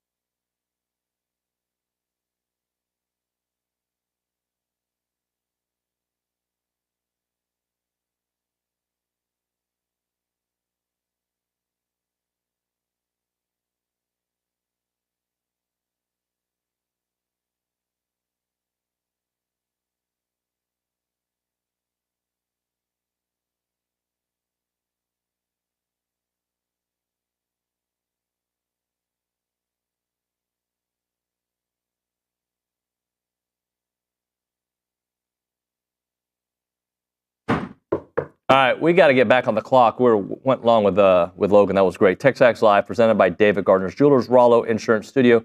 Let's go to Callie Gardner. There at the Angry Elephant News and Social Center. There have been some messages, and Not a lot of text today, but I think some YouTube chats to get into. What do you have for us, Callie? Yeah, we actually have a text from a 432 number, and he's talking about the bowl game, and he says this is the Aggies' opportunity to separate themselves from the Jimbo Fisher era. As we as a fan base are tired of 8-4 seasons with the bowl game, they need to go out and not just win the game, but dominate and prove that this year isn't going to define the future. So I'm going to do the Nuñoism where I talk on both sides of my mouth, right? I think A&M is going to demolish USC. That's my personal opinion of the situation, based on a couple of things. Dumb faith, okay? The fact that I think the players that are playing for A&M are significant players. I think the players that USC is losing are significant players. I think their defense is fine from what I've read. It looks like most of their defense is intact. Offensively, losing 2 or 3 offensive linemen, losing your backfield, losing 3 wide receivers. That's going to hurt. That's going to hurt. You're probably going to have a walk-on center. Yeah. Or so I put all those chips on this side of the table, right? And it feels heavy. On this side of the table is what OB and I talked about. The narratives that A&M plays against sometimes don't come to fruition the way we should, like they should, right? Lenore Sellers, the guy's been sacked 1 million times, doesn't get sacked at all, right? So I say all that to you, like, none of this is like, don't go to Vegas based on our thinking. But conventional wisdom would tell you this team, and then, oh, by the way, an SEC team, I think, should be better than a Big Ten team. Yeah. USC is a team that I'm trying to figure them out in the respect of they were in every single game. Right. They could have beat Notre Dame if they didn't throw 2 pick sixes. One of those being 99 yards, right? They could have beat Notre Dame. All these games came down to a play or two. We know that storyline. It happened a lot during the Jimbo era, right? It did kind of happen this year, but you could look at a play or two and how that kind of escalated things against South Carolina. A play or two changed that from a 1-score game to a 10-point game against Notre Dame. A play or two against Auburn. Hello, that's an overtime game. That's obviously a play or two game. So that is who USC has been this year. They've gotten a little bit more production from their quarterback spot, who can run a little bit, but he also gets into some multiple turnover situations. None of this, and it's so hard to gauge when you're talking about a new defensive line for A&M. You think you've seen these guys play at a high level, but you haven't seen enough of it. But the guys that were there really weren't producing at the end of the year. So I think this Aggie team has a lot to prove and a lot that they want to do. We'll hit a break. We'll talk to AT on the other side. Let's talk Frutella. They are awesome about delicious homemade Italian dishes here in the Brazos Valley. They love to make fresh pasta and golden fried breadsticks, and that lasagna is to die for. It's fantastic. And I haven't had it yet, but I've been told the cheesecake there is the bomb. So you want to check it out. They're proud partners of Texas A&M Athletics. They have a passion for great food and Aggies all around the place. And if you can't come to them, they can ship their products nationwide so you can enjoy Frutella from the comfort of your home. And you can find them Saturdays at the Memorial Villages Farmers Market. They're owned by the same family that opened Pino's in Houston, proud to carry on that tradition, serving up the best Italian food in town. Come hungry and leave happy. It is Frutella, about great food and great times.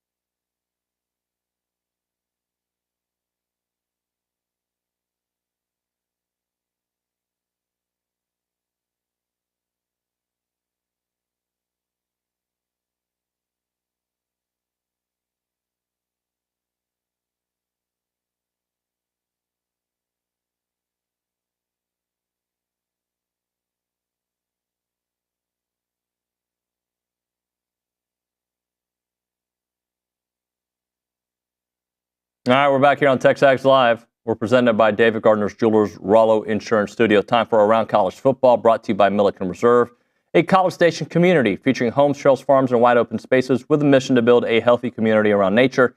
Take part in the Milliken Reserve community with a Conservancy membership. Learn more at millikenreserve.com. We go to the Boss Firearms Hotline. That's where we find Aaron Torres of Aaron Torres Online and Fox Sports Radio. AT, good morning, buddy. David Nuño, how you doing, man? I'm well, buddy. How are you? Pretty good. No complaints. Just living life. Almost Christmas, almost New Year's. Jotting down those New Year's resolutions, all that good stuff. It's busy time. Busy time. What are some things on your resolutions? Oh, world peace. Bring world peace.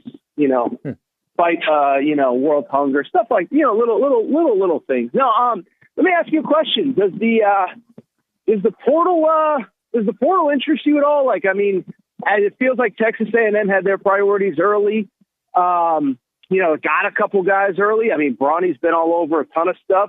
Is that the big topic right now, or what's kind of getting you fired up to get up every morning to do the show? Well, yeah, I'll tell you what, portal. As much as I don't love the idea of the portal, I don't mind players transferring, don't get me wrong, but the way the portal is currently constructed, where it's a mechanism for NIL, I don't like that part of it, but I love the content I get from it. A&M has some needs at wide receiver. They went and have taken care of that, right? I love that you can go in there, find kids that are looking for a new place to start their career and hopefully be a part of a program for a few years. That part of it I love. I love the storylines of going and filling some desperate needs, and A&M has some desperate needs at wide receiver. They've gotten two. I could see them getting another one, maybe even two others. And, they got to fill some needs at defensive line now that a bunch of your guys are moving on to the NFL. But, yeah, I love the offseason chatter because of the portal. I'd struggle with maybe the way the adults are handling the portal, not the kids, not the athletes, because, that's a little bit of where I have my issues. Well, I'd say a couple things. One, December, it's great. And really April, too, with basketball. Those were just dead periods. It's so funny to think about even 6-7 years ago. It was just kind of, the season, football anyway, season ended in, first week of December, and then there was nothing until, the bowl games really ramped up end of December. That's not the case. Even with the playoff, I was like, oh, we got one weekend off, and then the playoff starts. But then two, it's created so much interest and given us so much to talk about. But two, it is funny to see the evolution of the portal. And it is also funny, for those of us who cover it on a day-to-day basis, all the stuff that's happening, we saw happening 3, 4, 5, we saw coming 3, 4, 5 years ago. I remember being on Ryan Fowler, our buddy's show, after Bryce Young's freshman year, when you kind of knew that the one-time transfer was happening. And I remember saying, what would stop Texas from offering Bryce Young $5 million? And at the time, it was this preposterous idea, that would never happen. And I'm not saying Ryan believed that, but I think the consensus among people who cover this, well, that's not going to, it's well, it's happening. And so I'm with you. Listen, I think maybe because of my background with college basketball as well as football, I have unfortunately seen for a long time a lot of the adults that claim to have the kids' best interest that really don't have the kids' best interest. So that's a disappointing part of this. But it is tough because the content is unbelievable. But like you said, you do wonder if some players individually, not all of them, you don't want to paint with a broad brush, but if some players are getting bad advice, and advice that, frankly, I think can hurt them long term. What did you make of Greg Burns' comments yesterday to his alumni and his fan base? I'm going to talk about it on my show today. There you go. Yeah, Alabama crying poverty, huh? Well, I'll say this is I thought it was just interesting that he was acknowledging, you and I and everybody, we all are plugged into message boards and this and that. And sometimes, stuff gets posted on a message board or stuff starts to go viral on Twitter. And it's you don't actually believe it's true or whatever. And so, one, for an AD to acknowledge that everything that was reported earlier this week is true, I just find that interesting because usually that's kind of like above the fray for a coach or for an AD or whatever. But then two, I think it's a perfect metaphor for what's going on right now. Now, I think Alabama specifically is a little bit of a unique situation because really talented roster. They're not in the playoffs, so it's a little easier to kind of go after their guys. And also, a lot of those guys weren't recruited by Kalen DeBoer, and so you kind of make the sales pitch of this isn't what you signed up for. Come here, it's going to be better.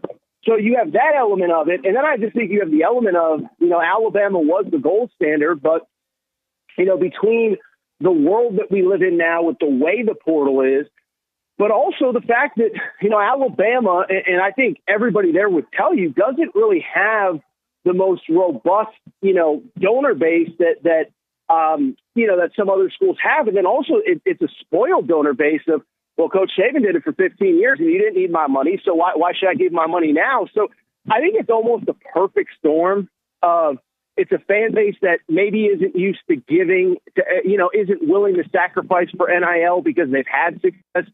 You had a coach that I think was able to recruit off reputation and, the old Saban discount, come here. We're not going to be able to pay you what other schools are, but I promise you'll get to the league in 3 years. And it's just a fascinating thing. But I do think it's also a thing, and it speaks to where we are in college football in 2024, that an AD even needs to come out and make that statement because, as I said to begin, it is very clear that there are players on that roster that are otherwise happy that, people are trying to convince, hey, just get in the portal, we'll take care of you, whatever you want. If you need a starting spot, if you're the backup there, we can start you here. So I found the whole thing to be fascinating, and I think really a peek behind the curtain of what the modern world of college football really is like. Talking to AT, Aaron Torres here on TexAgs Live. One of the things I found interesting is like Bama, and I understand why people do this. LSU did it last year with Brian Kelly. Like they're still in top 10 in NIL. If you look at these valuations that are out online, if my unscientific research, you're top 10 in spending, but you're being outspent. That's just called America. Well, and that's it, right? I don't think they're used to being bullied on the recruiting trail.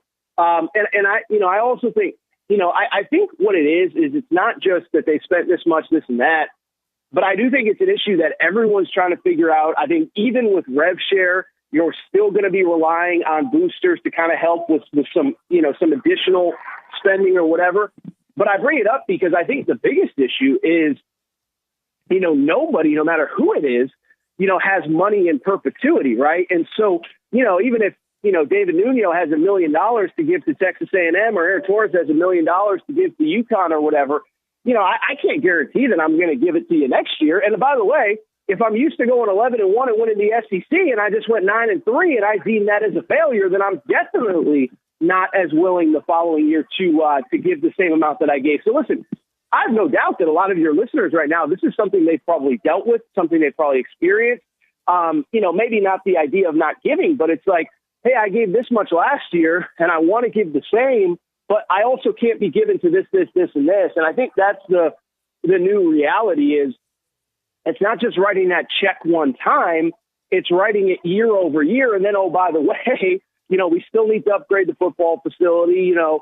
Tennis still has renovations on there, whatever. The swimming and diving program needs this. It's just there is, I know we think that college sports is a bottomless pit, but there is still a cap everywhere, even at some of the big schools. I know I'm going long, David, but I'll just say this really quick. I was talking to a buddy of mine who covers Ohio State, and I was asking him, point blank, like, hey, Ryan Day, like, if they lose this weekend, you think he's out? And he's like, Aaron, even at Ohio State, you got to pay, you're going to have to pay $20 million in rev share next year. You're going to have to pay $38 million to Ryan Day to go away. And then you're going to have to pay another coach. You're probably going to have to guarantee him somewhere in the neighborhood of $100 million because that's kind of the going rate for a job like Ohio State. It's like, it sounds great on paper, but where's all this money coming from? And so I just bring it up because I think everyone's trying to wrap their arms around the new economics of college football and college sports in general, because as everyone will tell you, it's changing very, very, very quick. Aaron Torres with us here on TexAgs Live. AT, I don't know what sports radio's like in Los Angeles. I know I've been there and I've listened. I feel like it's usually more national stuff that's going on. But how much does USC play on sports radio there, even when they're good? You've been there for a while. Like, And when they're not good, how much does USC matter in that community? What I will say, first of all, it's even changed since I moved here, because when I moved here, there was no NFL team. Now there's two. What I would say is LA is tough, because I always say this, LA is a great sports town. If you had been here when the Dodgers were in the World Series, bars were, the first pitch of a World Series game was at 5:00. You couldn't get into bars at 3. Like, that is the kind of fandom that LA fans have. The thing is with LA fans is that they expect a winner. And, part of that's ego, part of that's arrogance, whatever. But also, and I always say this, part of it is it's a tough place to get to games. And so, if I'm going to sit in traffic for an hour to get to Dodger Stadium, I want to see a winner. If I'm sitting in traffic for an hour to go to whatever game, Lakers, USC, UCLA, whatever, I want to see a winner. So I bring it up because what's different about, I think, this market is everyone will just stop paying attention. They'll just move on to the next thing. When USC is good, when Lincoln Riley first got there, it would lead everything. But then, you go 7-5 last year, you go 6-6, 7-5 this year. People are just checking out. Now, as somebody who loves college football, I can tell you, it feels like it's kind of an S show over there. I think there was an argument to be made that USC went 6-6, but I believe in 5 of their 6 games they led in the fourth quarter. So it was like, if you could just kind of hold on to this roster, you could make the argument that there was going to be a leap next year. But obviously, with all these dudes in the portal, obviously, we'll see is it Jaden Mayava is going to be the starter next year? They're going to get another quarterback in the portal. I just bring it up because it feels like a little bit of a cluster. And even though it doesn't lead sports talk radio, I think it's an interesting topic locally, and I certainly think it's an interesting topic nationally. Aaron Torres from Fox Sports Radio. Aaron, thanks so much for your time, buddy. I'm pretty sure we'll talk to you next week when we're in Vegas. Okay, sounds good. Keep me posted. Thank you to you and your audience. I hope everybody has a Merry Christmas. Thank you. It's been a pleasure in 2024, and I think we got one more before we get out of here. So thank you for having me as always, David. All right, brother. Merry Christmas. Talk to you soon. Aaron Torres there on the Boss Firearms Hotline. We'll hit a break here. We'll come back with some closing thoughts. Right now, a moment for Caldwell Country Chevrolet. You can find them at Highway 21 in Caldwell, online at caldwellcountrychevrolet.com. When you go there, just don't be surprised by the great selection of vehicles, like whatever you're looking for, commercial vehicles or just personal use. They will take great care of you. They've got all the selection you can imagine. Great trucks. I mean, I think my next vehicle will be a truck, by the way. I've become a truck guy because, the whole hunting thing. But you should check it out. Locally owned and operated by Aggie alumni. Free oil changes for life on the purchase of your vehicle, as long as you own that vehicle from Caldwell Country Chevrolet, and a proud supporter of Aggie Athletics. It's the place to go when you're looking for a vehicle. You should certainly check it out. It's not a far drive. We're talking 15 minutes, the edge of Bryant to the beginnings of Caldwell. Short conversation away, but you'll see the difference when you step on the lot and you do business with the great people there at Caldwell Country Chevrolet. Highway 21 in Caldwell, online, caldwellcountrychevrolet.com.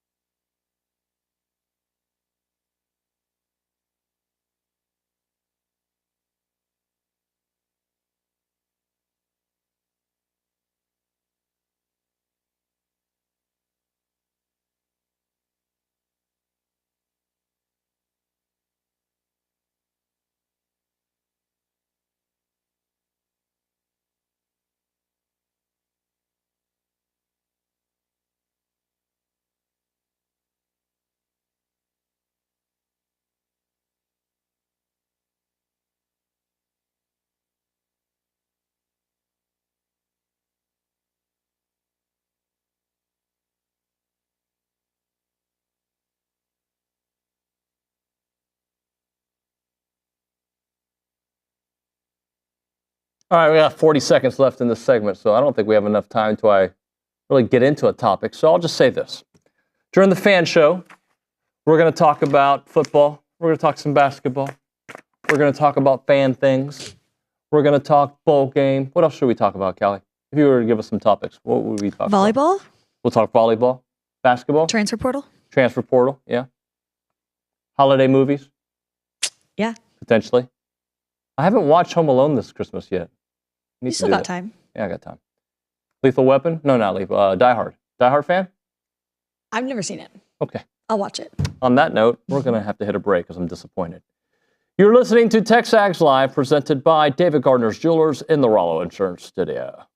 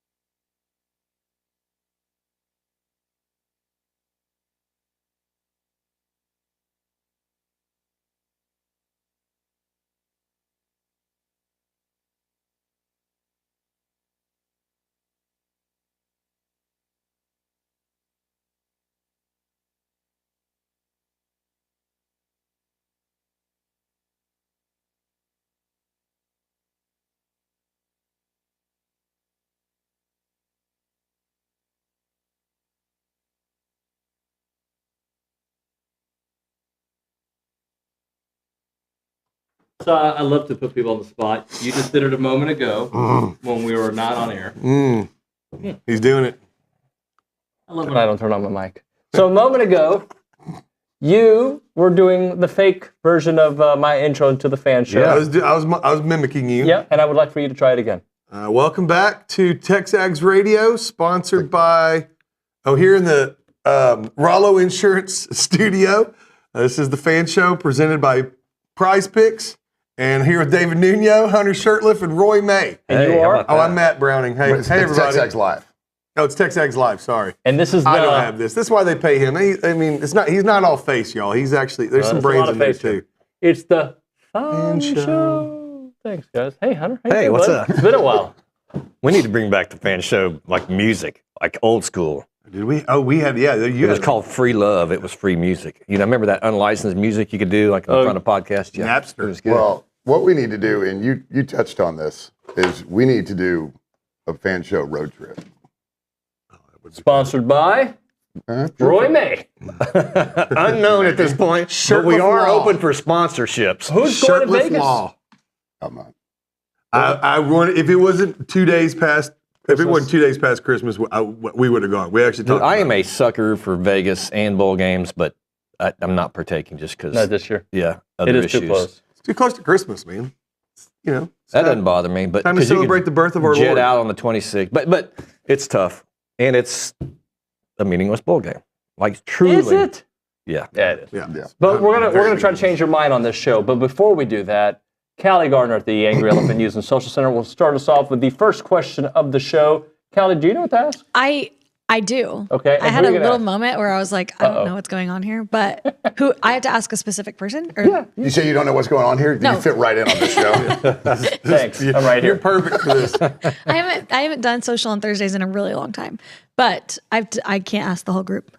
You can ask the whole group, but we'll start off with somebody. You get to pick who gets to go first. Okay, we'll go with Hunter. What's on your mind? What's on my mind? Hi, Callie in the Social Center. All right, well, the playoffs, right? Friday night. So wish we were having a home game, but I love this. I love the format. I think the scheduling is weird. Like I'm excited about it. I don't know if nationally is everybody all geared up for the playoffs.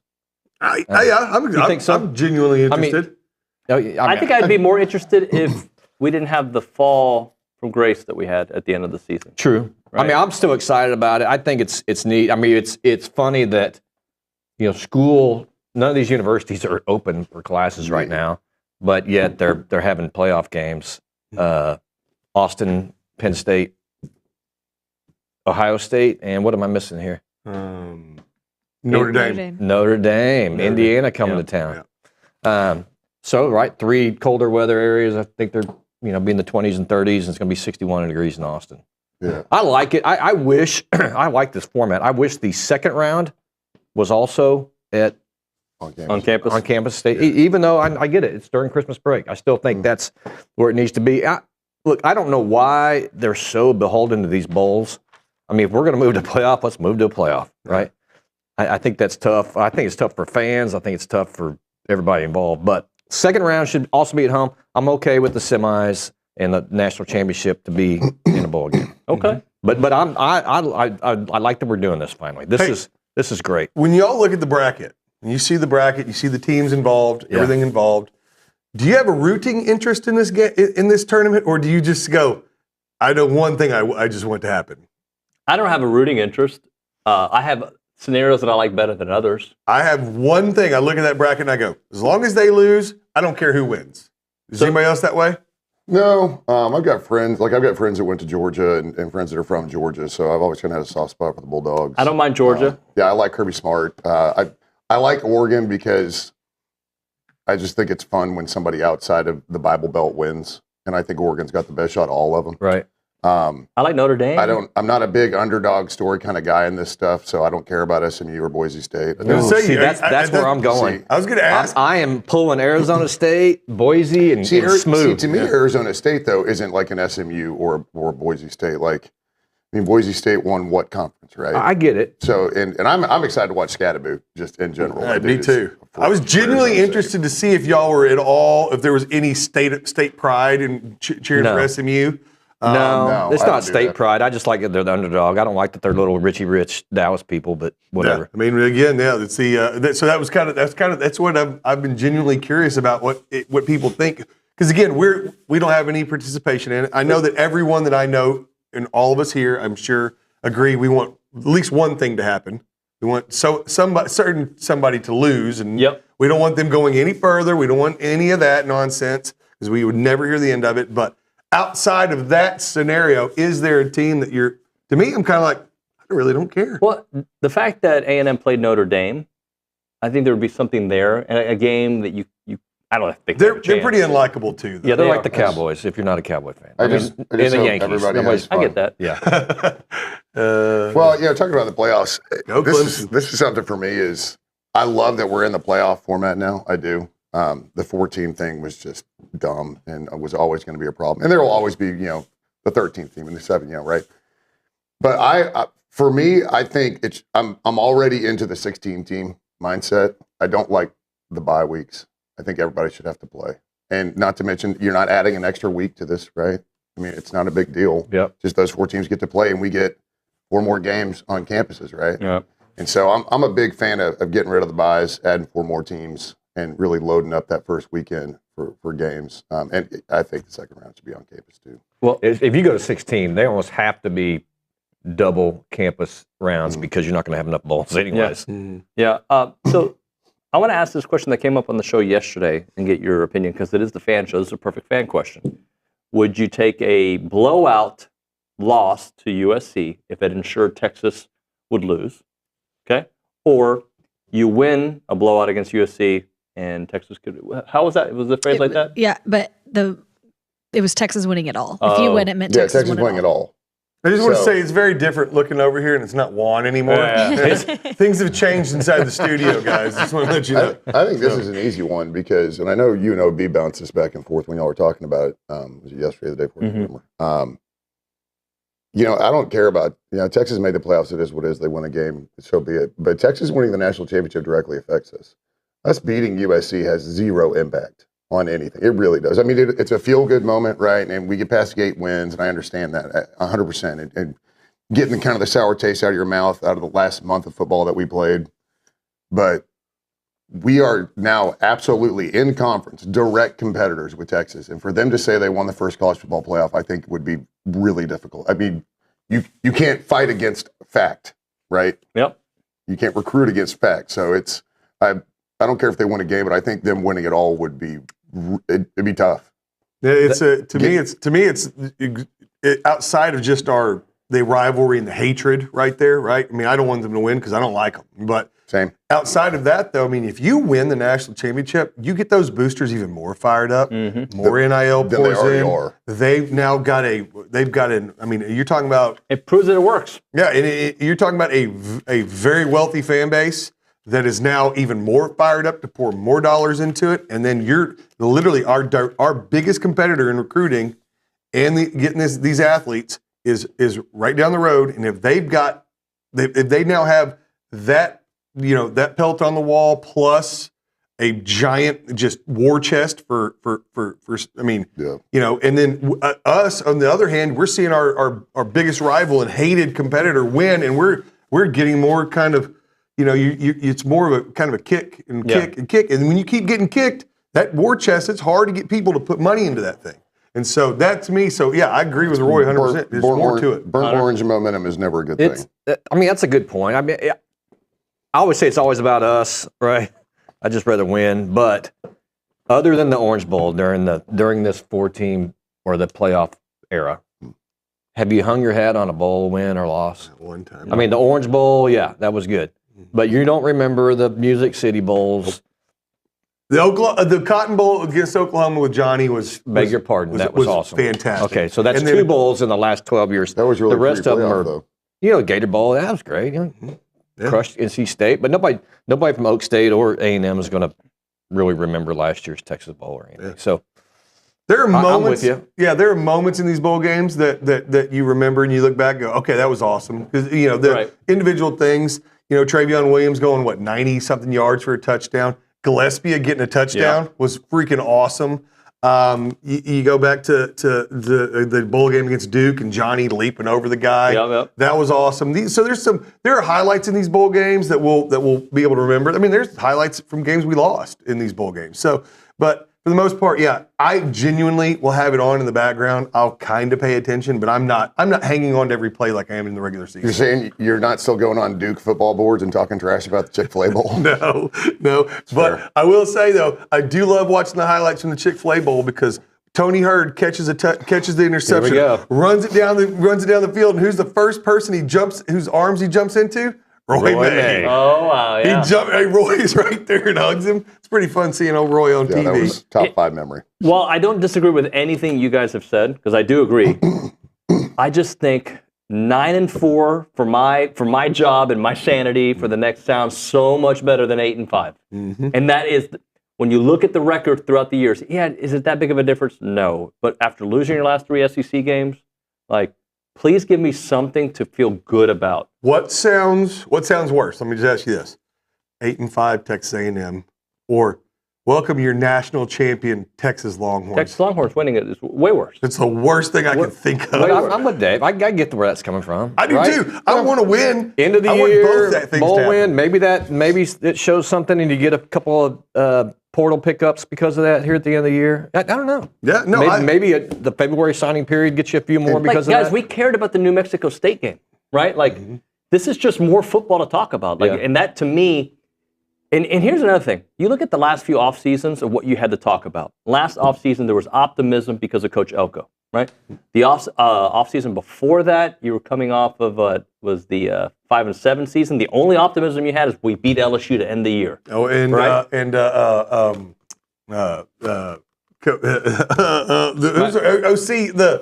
Oh, Bobby Petrino. Yeah. So this offseason, what is the optimism? Well, I'm searching for stuff because I think we're heading in the right direction. But if I'm talking about a storyline, let's go beat a brand name, end the season with a win, get to 9 wins, which feels different than 8, and move on. Yeah, it's not what we signed up for, but it is a step in the process that I hope is a bigger step next year. Because we might be having the same conversations next year, but maybe next year it's 9 wins that we're talking about. Here's the best thing. We could blow out USC, and Texas could still lose their first game. So now you're the talking. Scenario, that to me sounds like the greatest. But would it surprise you at all if Texas wins it all this year? Yes. It would surprise you? Yes. No. I feel like they're and they'll earn it if they win it. But Clemson, I think they're going to destroy them. I think they are going to dogwalk Clemson a little bit. I would not be surprised if they destroy Arizona State. And then you've got Georgia. And I think Georgia... Well, you got Oregon. Oh, sorry. Oregon. Oregon's got a second round against... so anyways, probably Oregon. Oregon will play Notre Dame, right? No. Ohio State, Tennessee. Sorry. Yeah. Ohio State, Tennessee, or Oregon. Those are all 3 pretty formidable opponents. And quite frankly, I don't think Texas matches up with Oregon very well. No. But I would not be surprised if they get to the championship game. Fine. Let them lose to Georgia 3 times. I do. I think if you look at these 12 teams, there's parity in there. I mean, obviously, as we sit here, I can look at it and go, I don't think Indiana has a chance to win it. I don't think SMU. I don't think Boise. The ones that we want to win it, sure.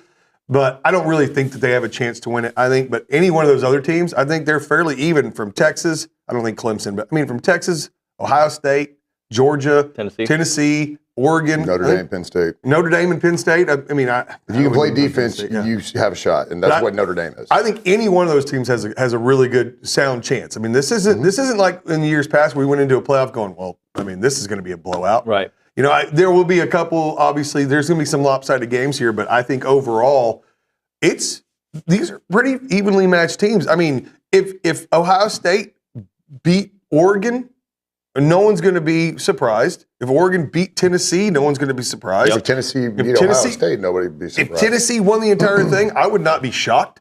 If Georgia wins the whole thing, I wouldn't be shocked. If Texas wins the whole thing, I wouldn't be shocked. I'd hate it, but I wouldn't be shocked. I mean, any one of those teams, I would not be surprised at any. The only ones, I think Clemson, Boise, SMU, and Indiana would really be the ones I don't know about Penn State either. I don't know if Penn State. Yeah, Penn State, I don't really think. I mean, I think those are the. But any of the other 7 teams, I think, could truly win it. And I wouldn't be surprised at all by it. Roy May, what's on your mind? I don't think we went there. No, that's whatever, man. Yeah, it's the holiday, so this is like my favorite time of the year. I'm a total Christmas junkie. My house is completely decorated, and so I'm in generally a good mood. I know sometimes for some people the holidays can be kind of difficult. For me, the holidays this is my favorite time of year.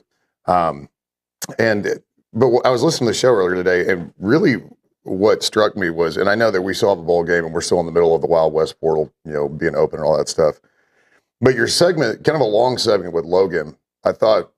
Like it almost felt like it is about time to turn the page. Like let's turn the page and get into basketball.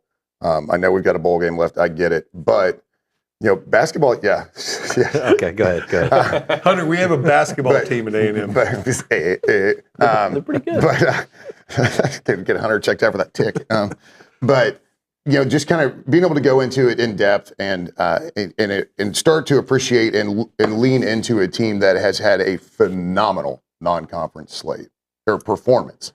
The slate in and of itself, when it came out, everybody was like, woof. Yeah. I think going into that Purdue game last week, and I think everybody was saying the same thing, even if we lose, man, it's been a hell of a non-conference run, but beating Purdue in what was the second hostile environment, right? I mean, neutral site. Tech was not neutral. Fort Worth wasn't, and neither was Indiana. Yeah. Or Indianapolis. And so I just thought that, when you see those performances and you see what this team is doing and kind of where they're headed and where we've been used to seeing them at this point in the season, if they've moved that timeline up, and I think you said, or I can't remember who it was, if you've got a senior, as Kevin said, if you've got a senior guard in the tournament, you've got a chance. Yep. And so I think it's about time to kind of turn the page and watch a basketball team and then start, peeking around the corner of baseball. Softball. And I'm just kidding. I'm watching. I mean, yeah. Oh, yeah. I mean, I like basketball. I really, when the conference starts in January, that's when, this is my mindset, right? That's when I kind of dive into that. So, well, I think it was easier to get into it this year in non-conference because of the slate that they play. These are big-time games they're playing, which is hilarious because then you look at conference and you're like, I don't even think they've played anybody as good as conference yet. Yeah, the Purdue game was awesome. Yeah. So basically what that win does right there is you already look at it, you're talking, you have 4 quad 1 wins right out of the gate. Does anybody else have 4? I mean, we've got Ohio State, you got Wake, you got Tech, and you got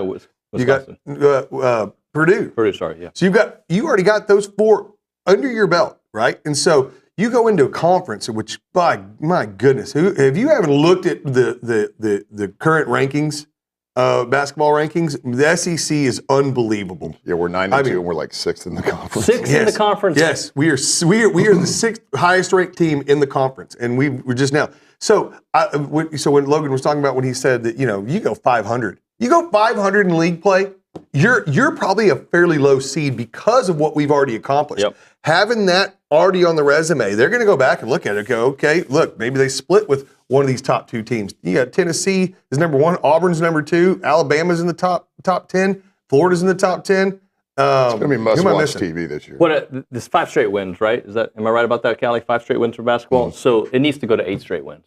Yeah, it needs to. Yeah, I'd like to see it go, 20 straight wins, but because that's going to include these last 2 non-conferences and the SEC opener, which is against who?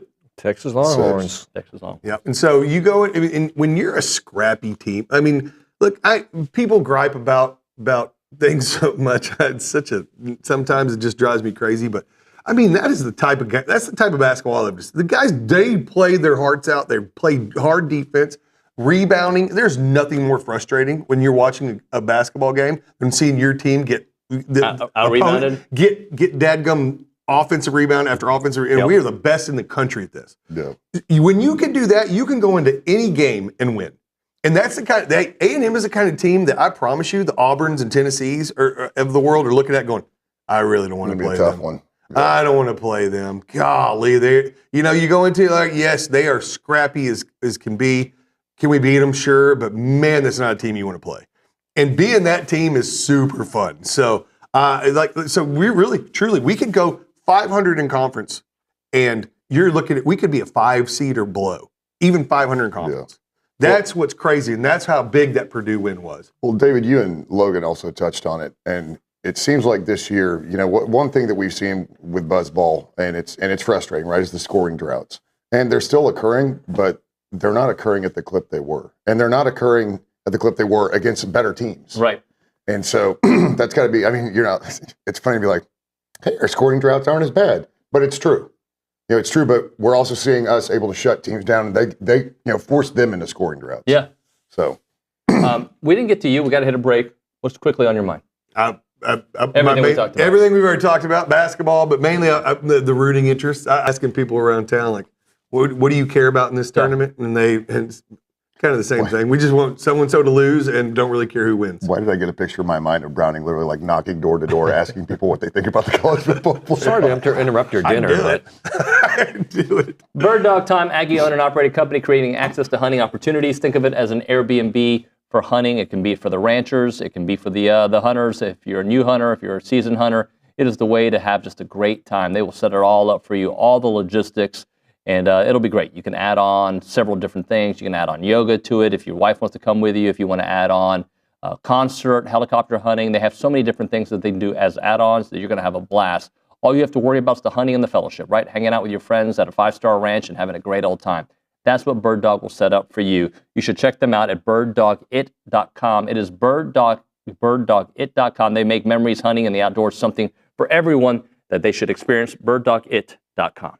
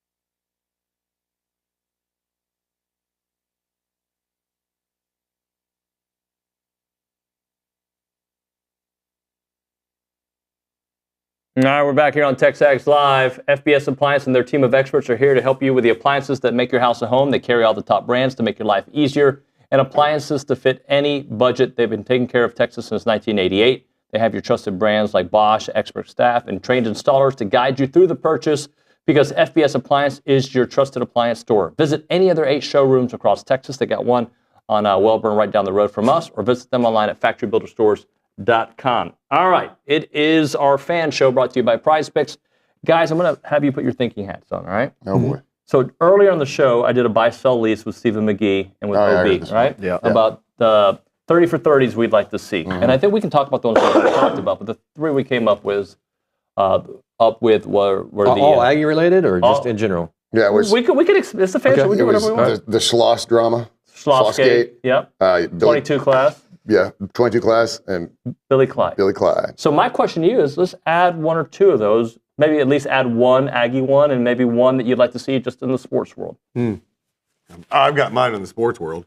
No doubt about it. San Antonio Spurs? No, the 90s Cowboys. Oh, okay. I mean, there's a book that was written called Boys Will Be Boys. If you've read this book, you were going, what? It's some of those bonkers things I've ever heard. Charles Haley, by the way, is an utter psychopath. Yes.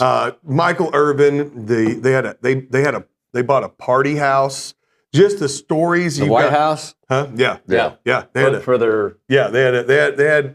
some of the most craziest things ever. Charles Haley one time drove a motorcycle into the lobby of Randy White's restaurant. He has a restaurant where all the Cowboys would hang out. Charles Haley drove a motorcycle through the front door into the lobby. Randy White walked over and knocked him out cold. What? Full on knocked him out cold. Story.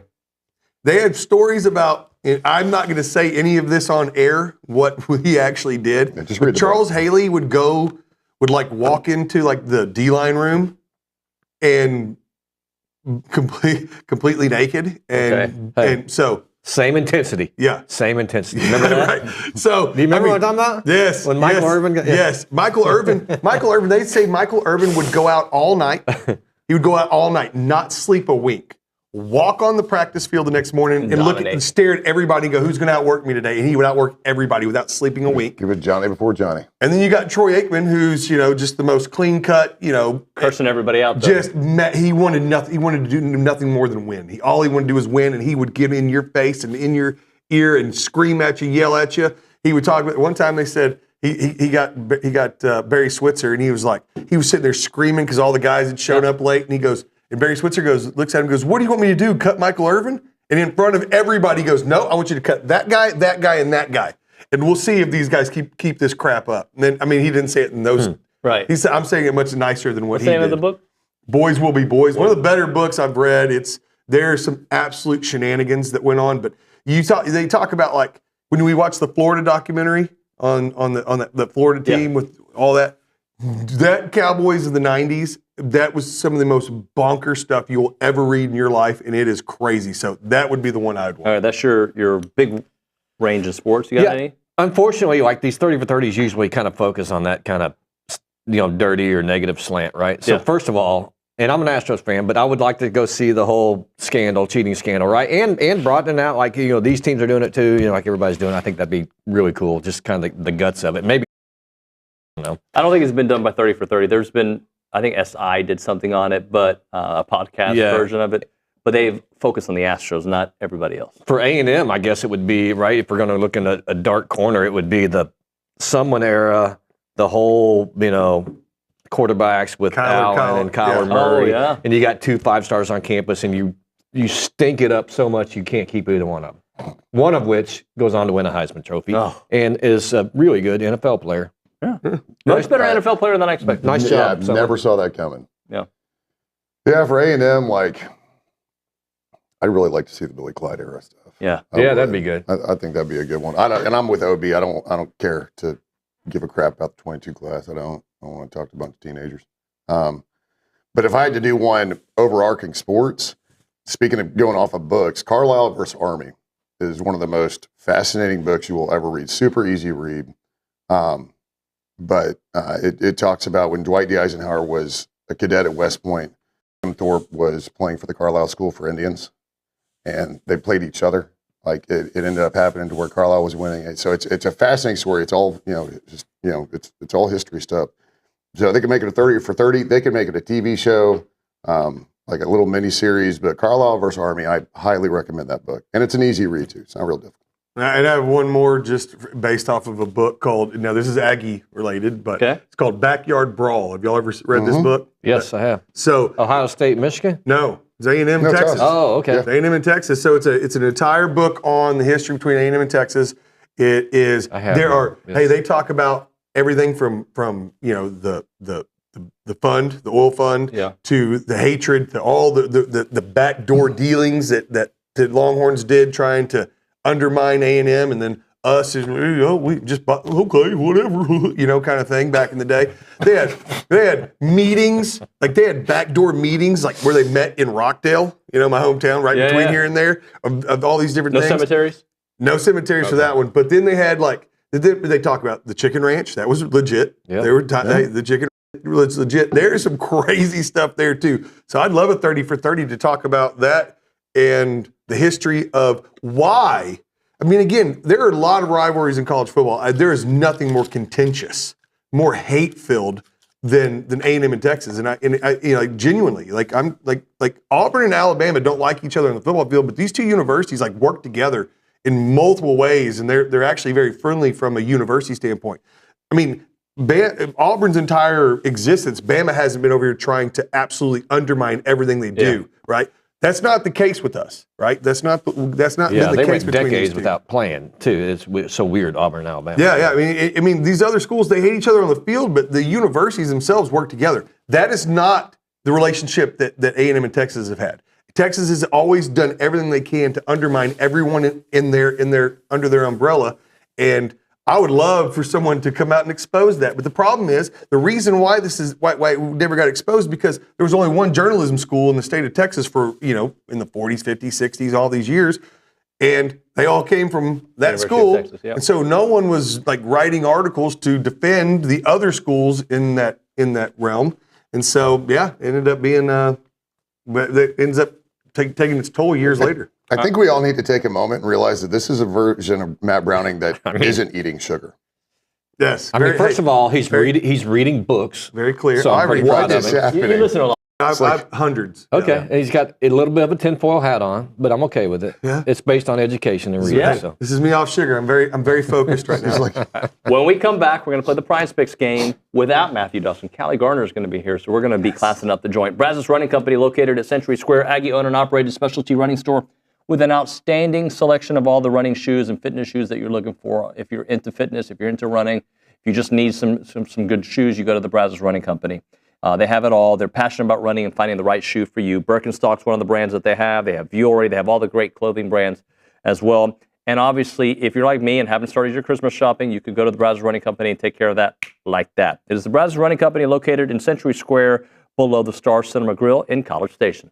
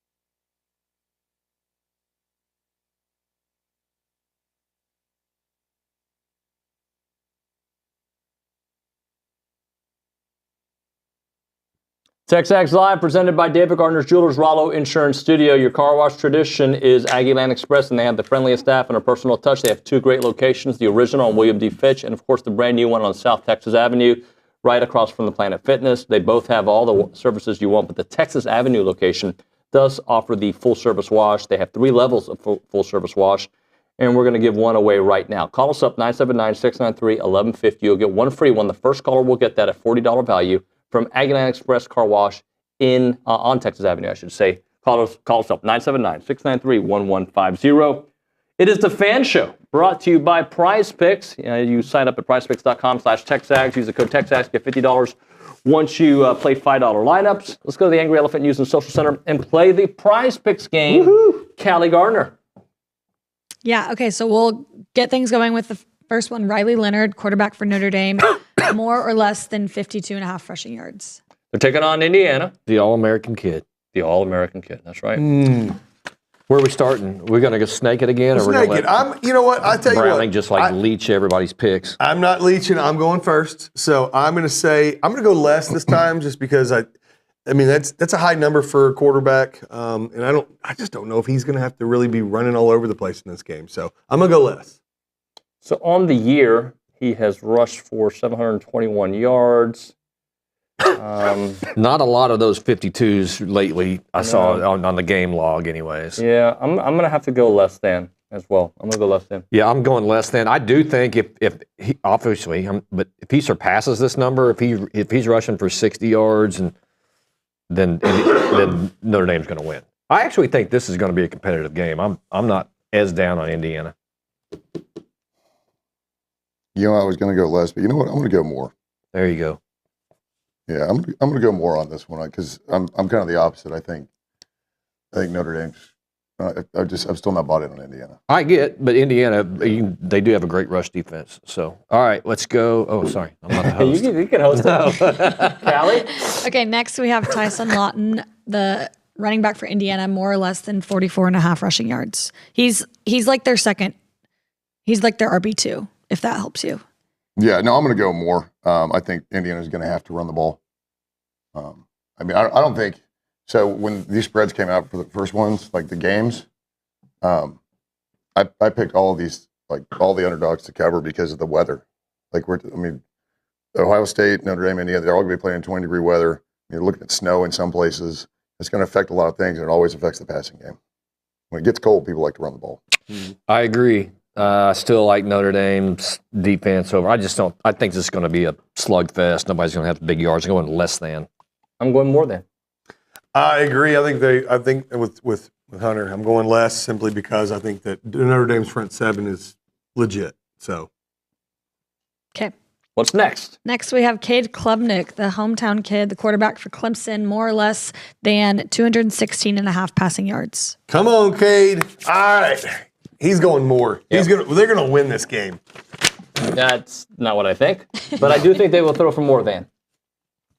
I'm going less than. I mean, Texas defense, their secondary, pretty legit, so not hoping for that. And Cade's had a great year, though, kind of a rebound because he struggled. Yeah, over under how many times we get told that he's the hometown kid, though, on the broadcast? 7. Yeah, it's got to be like 7.5. Yeah. I'd probably take it over. Or take more than. Was he Westlake? Yeah, we're going to hear Westlake probably 20 times. He's an Aggie at heart. Yeah, but I've got more, though, just because even if they lose, he's going to have to sling it around a little bit. Yeah, he's going to have to. I agree. Okay, next we have Isaiah Bond, the wide receiver at Texas, more or less than 30.5 receiving yards. This is easy. This is more. Dude's a freak. Yeah, more. Okay, awesome. Made that easy for you? Yeah. Could have made that 60.5, and I probably would have said more. Jeremiah Smith, the wide receiver at Ohio State, more or less than 69.5 receiving yards. I don't love Ohio State in this game. I do love Tennessee's defense. I'm going less than. I mean, Tennessee's defense has been really, really good this year. I mean, like really good. I mean, with all the, you go into it thinking Heupel with the way they throw the ball around would be just lighting up the scoreboard. Their wins have come on their because of their defense. So I'm with you. I'm going to go less than. I'm going less than as well. Yeah, I'm going less than because this is the game I think it's supposed to snow. And that's the best matchup of the weekend. It may go the opposite way, but I'm saying the Notre Dame, Indiana, and Tennessee, Ohio State are slugfest, low-scoring games. We'll see. Love it. Okay, we have Nico Iamaleava, the quarterback at Tennessee, more or less than 185 and a half passing yards. Well done, by the way, saying his name. Nice. I just go Nico. I'm going more than. I think this is easy more than. Yep, more than. Hey, yeah, I'm going to have to go more.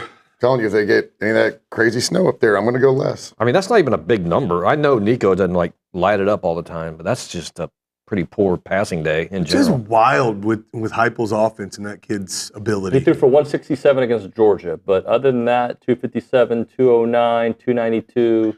But there's a reason that this number is where it is. Yeah. No doubt. So. Yep. I'm still saying more than. Okay. Kevin Jennings, quarterback at SMU, more or less than 18 and a half rushing yards.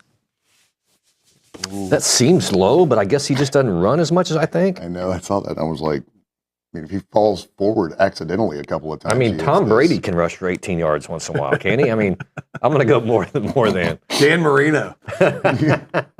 Well, in his last two games, 35 and 29 yards. But before that, 0, -2, -4. Oh, wow. Yeah, that's some, I guess. I mean, I don't watch a lot of SMU football. In college, sacks kind of get your rushing total, don't they? Yeah, they do. Crap. You know what? I'm still going to go more. 18 and a half is nothing. There you go. I'm going more than. You know what? I think I'm going to, I think you've talked me into it with the sacks, everything else. I'm going to go less. Okay. Last one, Tyler Warren, the tight end at Penn State, more or less than 70 and a half receiving yards. This is easy. This dude's so good. He is so good. It's more. He's really, really good. I'm going more than. Yeah, you have to. He's their whole team on offense. He's legit. Yeah, and everybody knows it, and it still doesn't matter. Yeah, I've got more. Okay, that's all I've got for You don't have the stats or the standings, right? Oh, okay. Got- So I texted Matthew, and I don't have specific numbers, but what I'm told is that Nuño and Hunter are tied for first, then Again. Matt, and then Roy. But he said it's course. all pretty close within 3 games of each other. So I just ruined it What's for me. up? That means I'm making a charge. Told you, playoffs are going to jack everything up. I've been standing on y'all's necks pretty much the whole season. Yes. You can't stand on my neck when I'm that far behind. Rollo Insurance time. Check them out at 888-44 Rollo. Go to rolloinsurance.com. They've got so many offices here in the great state of Texas. Their headquarters are on Highway 6, but they got 60 offices in Texas. So wherever you are, if you are in the Dallas area, the Houston area, wherever it may be. But obviously, if you're in College Station, let them be your insurance provider because they will take amazing care of you. They've taken care of my family and a bunch of folks that work here at TexAgs, and you're one of them as well. And they'll take care of your farmer's insurance, your home insurance, your car insurance, you name it. They want to take care of you, and they will do it at a great, great rate. Call them up, 888-44 Rollo. Or go to rolloinsurance.com/TexAgs. That is rolloinsurance.com/TexAgs.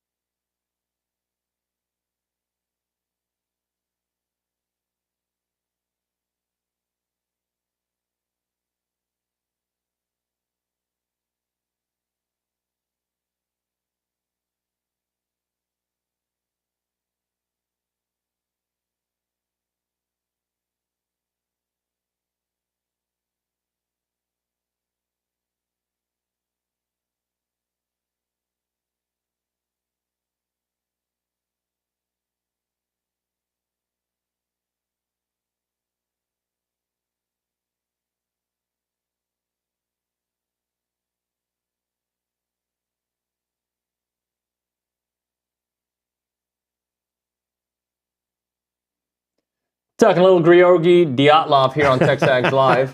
Hey, none of these guys have ever heard about the Dyatlov pass incident, which, my gosh. I mentioned it to them. They're going to Google this later, and they're all going to go down an absolute rabbit hole. So it's crazy. It's nutty. So it's nutty. Callie's doing a Google search as we speak. It is the fan show brought to you by Prize Picks. Guys, I think we cannot finish the show without giving props to Jamie Morrison and Aggie volleyball. I know that you're a big fan, Roy. Just you watched that game against Wisconsin. It was crazy. Oh, bonkers. Yeah. And I felt good going into it. And when you take a Wisconsin to 5 sets, I know pull it off sucks, right? I get it. But I've been so impressed with this team all year long. And the non-conference that men's basketball is doing right now reminds me of watching this volleyball team this year. Like these big matchups and these huge matches against these huge names and programs, right? And able to pull off these victories and keep kind of chugging along as a team that I don't think a lot of people had picked very highly, quite frankly, preseason. And so what he's been able to put into effect on the court, but then also the atmosphere and everything that he's doing outside of it to grow, Aggie volleyball and grow the sport in general and in this town. It just, yet again, it's another coach that we have right now that's got things going in the right direction. And also kudos to softball for picking up that massive transfer from Florida. That's big.